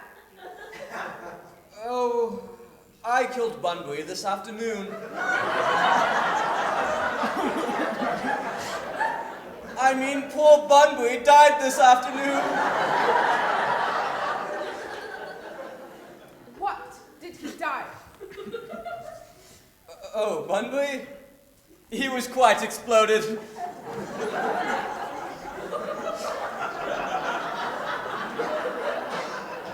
Exploded? Was Bunbury the victim of a revolutionary outrage. I was not aware that Mr. Bunbury was interested in social legislation. If so, he is well punished for his morbidity. My dear Aunt Augusta, I mean, he was found out. The doctors found out that Bunbury could not live. That is what I mean. And so, Bunbury died. Well, he must have had great confidence in the opinion of his physicians. I am glad that he made up his mind at the last to some definite course of action. And now that we have finally gotten rid of this Mr. Bunbury, Mr. Worthing, may I ask, who is that young person who my dear nephew Algernon seems to be holding in what seems to be a peculiarly unnecessary manner? That lady is Miss Cecily Cardew, my ward. I'm engaged to be married to Cecily, Aunt Augusta. I beg your pardon? Mr. Moncrief and I are engaged to be married. I do not know whether there is anything peculiarly exciting in this part of Hertfordshire, but the number of engagements that go on seems considerably above the proper average that statistics have laid down for our guidance. Some preliminary inquiry on my part would not be out of place.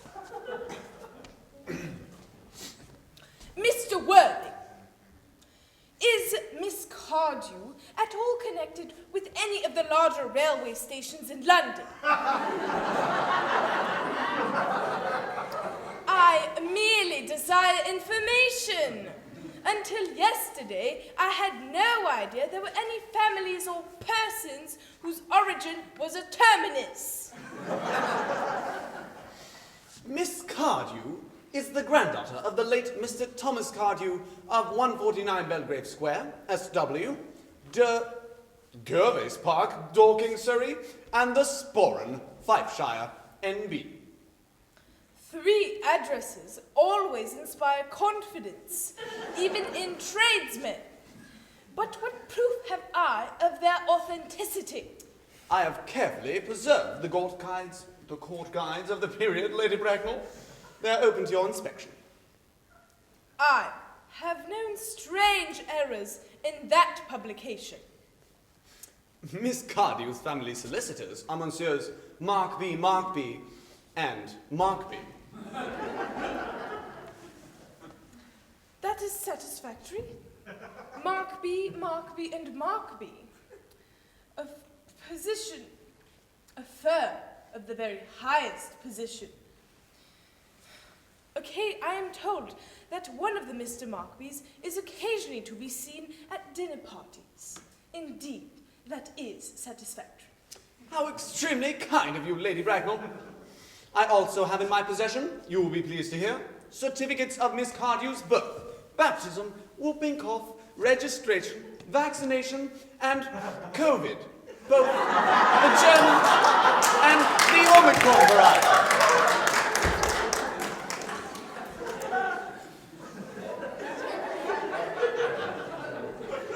A life crowded with incident, I see. Perhaps somewhat too exciting for a young girl.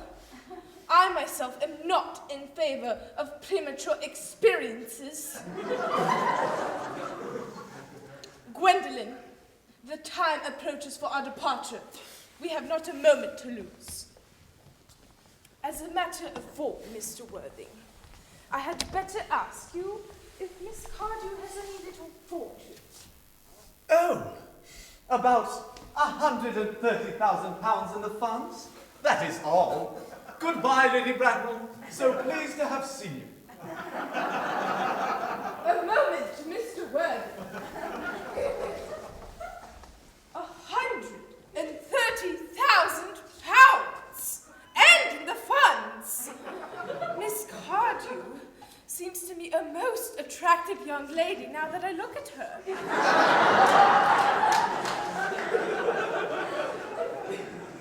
Few girls of the present age have any really solid qualities, any ones of that last and improve with time.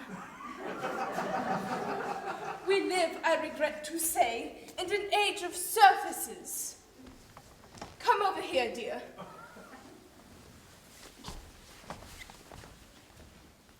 Your dress is sadly simple, and your hair almost seems as nature might have left it. But we can soon alter all that. A thoroughly experienced French maid produces a really marvelous result in a very brief space of time. I remember recommending one to young Lady Lansing, and after 3 months, her own husband did not know her. And after 6 months, nobody knew her.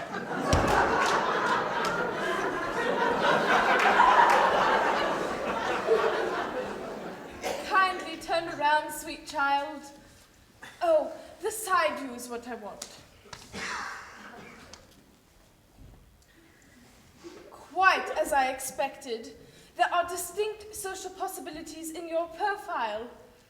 The 2 weak points of our age are its want of principle and its want of profile. Algernon. Yes, Aunt Augusta? There are distinct social possibilities in Miss Cardew's profile. Cecily is the sweetest, dearest, prettiest girl in the entire world. And I don't care tuppence about social possibilities. Never speak disrespectfully of society, Algernon. Only people who can't get into it do that. Yes, Aunt Augusta?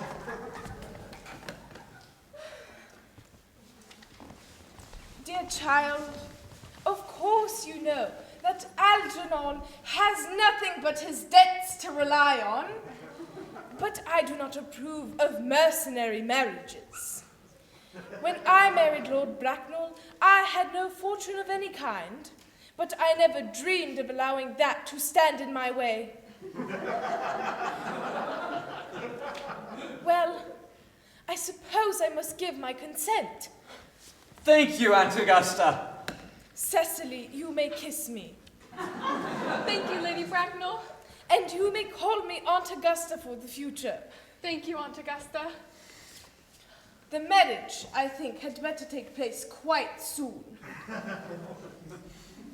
Thank you, Aunt Augusta. Thank you, Aunt Augusta. I am not in favor of long engagements. They give people the opportunity of learning each other's character before marriage.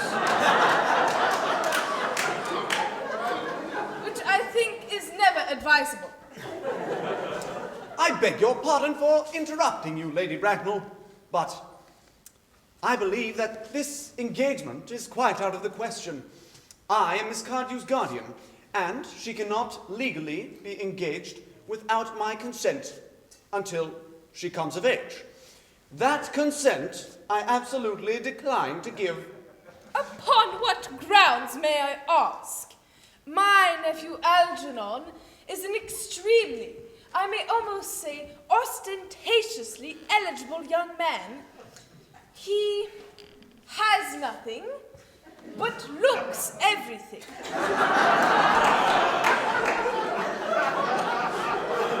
What more can one desire? It pains me very much to have to speak frankly with you, Lady Bracknell, about your nephew. But the truth is that I do not approve of his moral character. I suspect him of being untruthful. Untruthful? My nephew Algernon? Impossible. He is an Oxonian. I believe there can be no possible doubt about the matter. This afternoon, during my temporary absence in London, on an important question of romance, he obtained admission to my house by means of the false pretense of being my brother. He, under an assumed name, he drank, I've just been informed by my butler, an entire pint bottle of my Perrier Jouet, Brut, 1809, wine that I was specially reserving for myself. Continuing his disgraceful deception during the course of the afternoon, he succeeded in alienating the affections of my only ward. He subsequently stayed to tea and devoured every single muffin. Well, actually,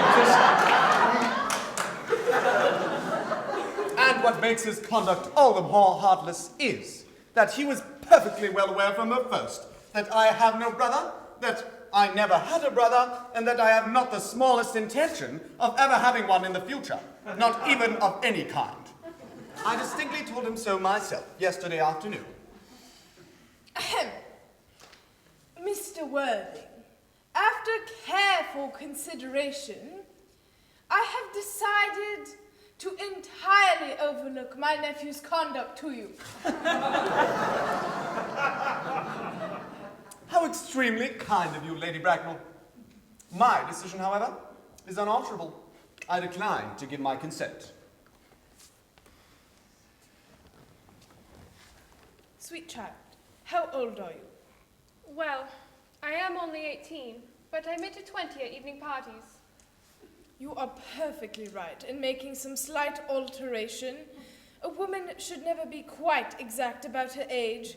It looks so calculating. 18, but admitting to 20 at evening parties. Well, it will not be very long before you are of age and free from the restraints of tutelage. So, I don't think your guardian's consent is a matter of great importance after all. Pray excuse me for interrupting you yet again, Lady Bracknell, but it is only fair to tell you that, according to the terms of her grandfather's will, Miss Cardew does not come legally of age until she is fully 35.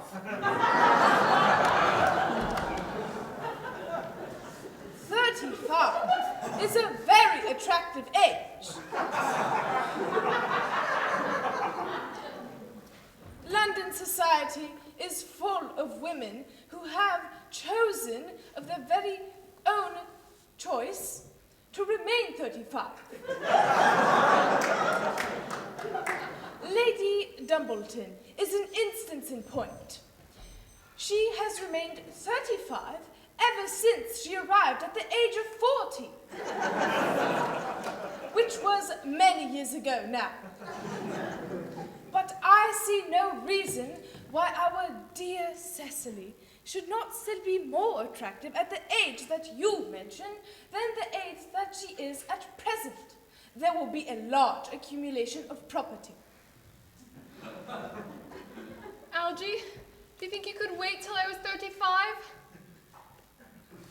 of course I could. Oh, Cecily, you know I could. Yes, I felt it instinctively, but I couldn't wait all that time. I hate waiting even 5 minutes for anybody. It always makes me rather cross.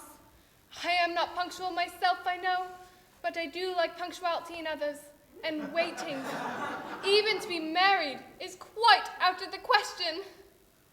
Then what is to be done, Cecily? I don't know, Mr. Moncrief. Mr. Worthing, as Miss Cardew positively states that she cannot wait till she is 35, a remark which I am bound to say presents a quite impatient nature, I would beg of you to reconsider your decision. But, my dear Lady Bracknell, the matter is entirely in your own hands. The moment that you consent to my marriage with Gwendolen, I will more than gladly allow your nephew to form an alliance with my ward.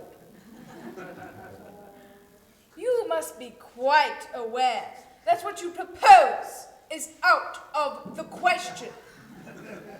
Then a passionate celibacy is all that any of us can look forward to. That is not the destiny I propose for Gwendolen. Algernon can choose for himself, of course.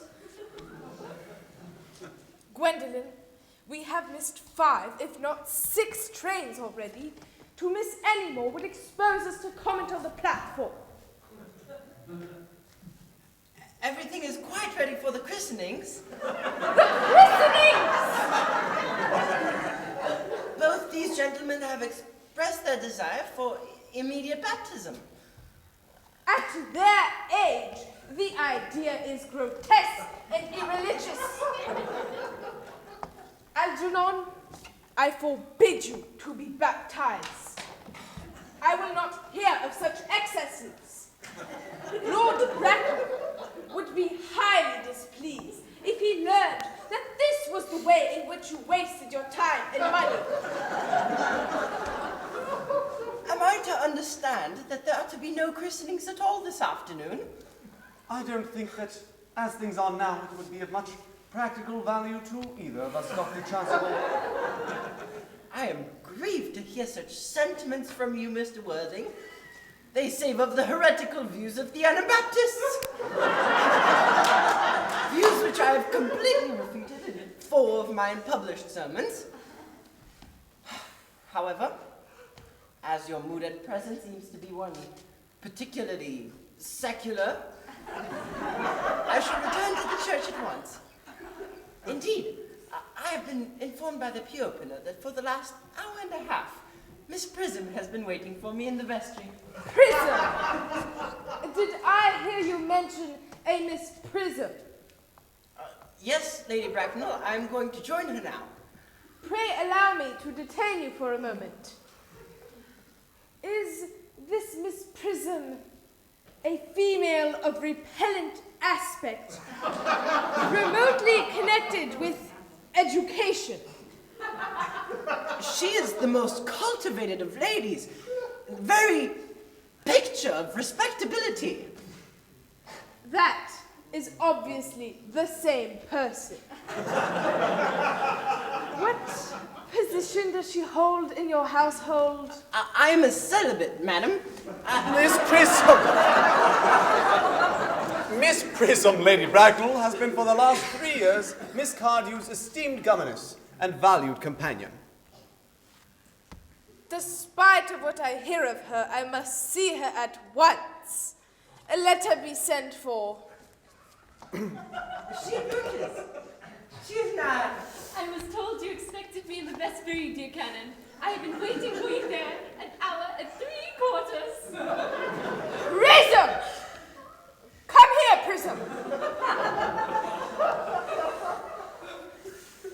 28 years ago, Prism, you left Lord Bracknell's house, number 104 Upper Grosvenor Street, in charge of a perambulator that contained a baby of the male sex. But you never returned. A few weeks later, through the elaborate investigations of the Metropolitan Police, the perambulator was discovered standing by itself at midnight in a remote corner of Bayswater. It contained the manuscript of a 3-volume novel of more than revolting sentimentality. But the baby was not in there. Where is that baby, Prism? Lady Bracknell, I admit with shame that I do not know. I only wish I did. The plain facts of the case are these. On the morning of the day you mentioned, a day that is forever branded in my memory, I prepared as usual to take the baby out in its perambulator. I had also with me a somewhat old but capacious handbag in which I intended to place the manuscript of a work of fiction I had written in my few unoccupied hours. And in a moment of mental abstraction, for which I can never forgive myself, I placed the manuscript in the bassinet and the baby in the handbag. But where did you deposit the handbag? Do not ask me, Mr. Worthing. Miss Prism, this is a matter of no small importance to me. I insist on knowing where you deposited the handbag that contained that infant. In the cloakroom of one of the larger railway stations in London. Which railway station? Victoria, the Brighton line. I must retire to my room for a moment. Gwendolyn, Wait for me here. If you're not too long, I will wait for you all my life. What does this all mean, Lady Bracknell? Dr. Chasuble I dare not even suspect. In families of high position, strange coincidences are not supposed to occur. They are hardly considered the thing. Uncle Jack seems strangely agitated. Your guardian has a very emotional nature. This noise is extremely unpleasant. It sounds as if you're having an argument. I dislike arguments of any kind. They are always vulgar and often convincing.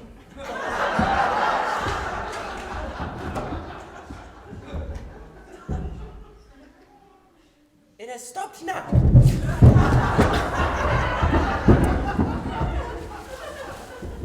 I wish he would arrive at some conclusion. The suspense is terrible. I hope it will last. Is this the handbag, Miss Prism? Examine it carefully before you speak. The happiness of more than one life depends on your answer. It certainly seems to be mine. Yes, here is the injury it received in the upsetting of a Gower Street omnibus in younger and happier days. And here on the lining is the explosion from a temperance beverage. An incident that occurred in Leamington. And here on the lock are my initials. I forgot I had them placed there in an extravagant mood. The bag is undoubtedly mine. It is a wonder to have it so unexpectedly restored to me after so many years. It has been a great inconvenience to be without it. More has been restored to you than this handbag, Miss Prism. I was the baby you placed in it. You? Yes! Mother! Mr. Worthing! I am unmarried! Unmarried? I cannot deny that is a serious blow. But after all, who has the right to cast a stone on one who has suffered? Cannot repentance wipe out an act of folly? Why should there be one law for men and another for women? Mother, I forgive you. Mr. Worthing, there has been some mistake. There is the lady who can tell you who you are.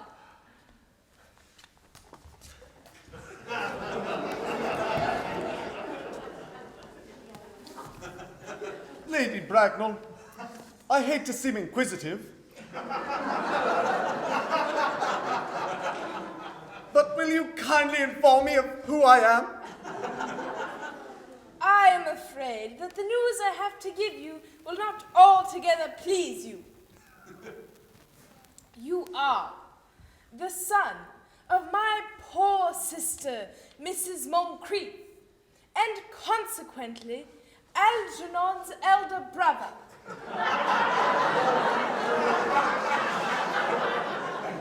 Algy's elder brother? Then I have a brother after all. I always knew I had a brother. Cecily, how could you have ever doubted that I had a brother? Miss Prism, my unfortunate brother. Dr. Chasuble, my unfortunate brother. Gwendolen, my unfortunate brother. Algy, you young scoundrel, you have to treat me with more respect in the future. You haven't treated me like a brother in all your life. Well, not till today, old boy. I tried, I admit. However, I was out of practice. My own one. But what own are you? What is your Christian name now that you've become someone else? Good heavens, I've quite forgotten that point. Your decision on the subject of my name is irrevocable, I suppose. I never change. Except in my affections. What a noble nature you have, Gwendolen. Then the matter must be cleared up at once. Antagosta. A moment. At the time when Miss Prism left me in the handbag, had I been christened already? Every luxury that money could buy, including christening, had been lavished on you by your fond and doting parents. Then I had been christened. That is settled. Now, what name was I given? Let me know the worst. Being the eldest, you were naturally christened after your father. Yes, but what was my father's Christian name?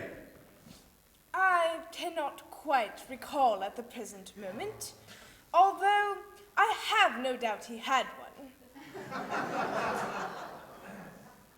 Algy, can you not recollect what our father's Christian name was?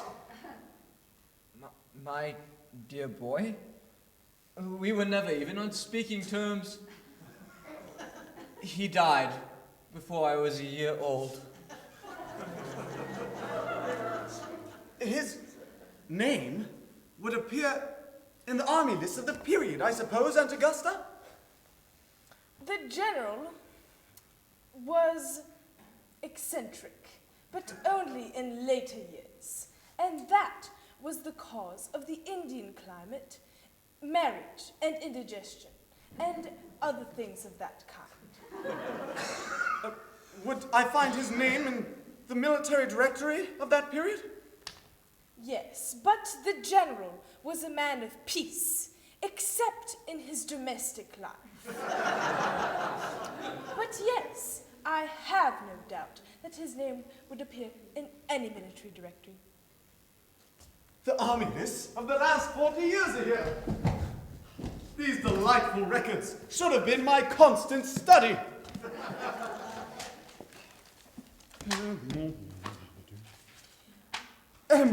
Generals. Malum, Maxbom, Magley. What ghastly names they have. Markby, Mixby, Mobbs, Moncrief. Lieutenant, 1840. Captain, Lieutenant Colonel, Colonel, General, 1869. Christian names, Earnest John.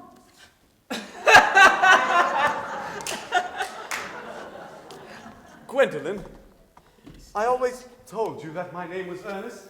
Well, it is Ernest after all. I mean, it naturally is Ernest.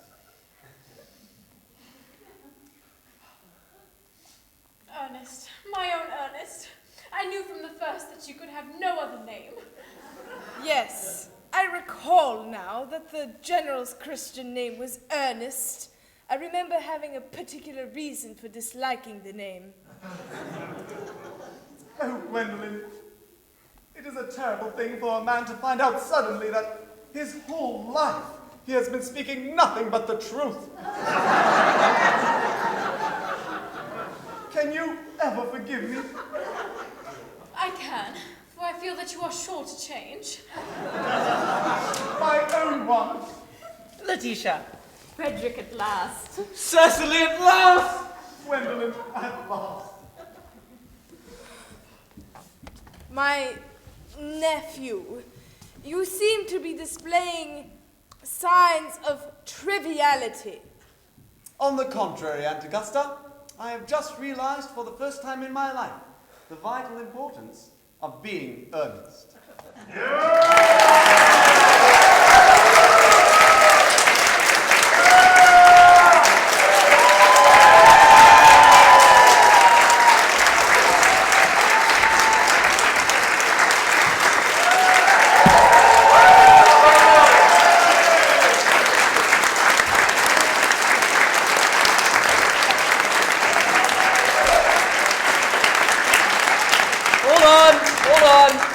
Hold on.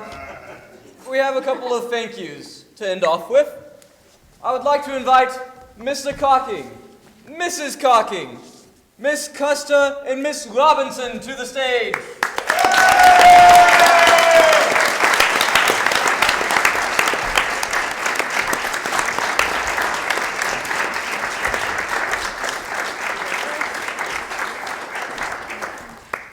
Mr. Cocking, this is for you. Thank you. Thank you for Brought my own gifts for others. Thank you for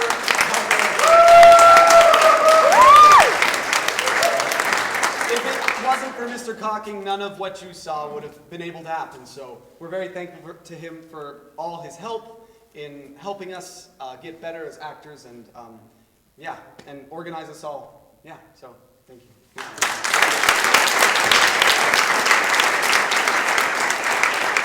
Also want to thank Miss Custer, who has baked countless muffins. We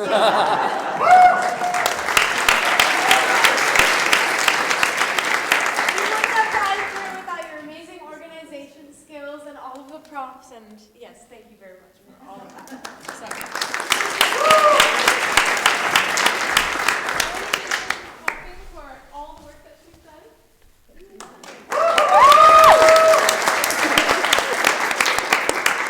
Makeup and everything and curling all of my hair. I just want to thank you for all the work you've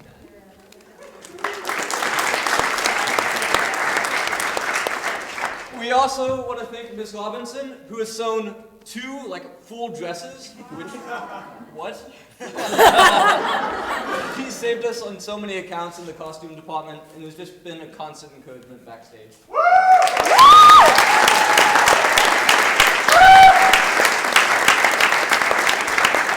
Yeah, so I didn't know the cast was going to do that, but I need to thank these 3 ladies as well, because they have put in so many hours. It's just absolutely incredible. They have seriously been working for so long. And I want to also acknowledge the cast, or the crew, if they're here. The makeup and stage crew, come on out. Come on up.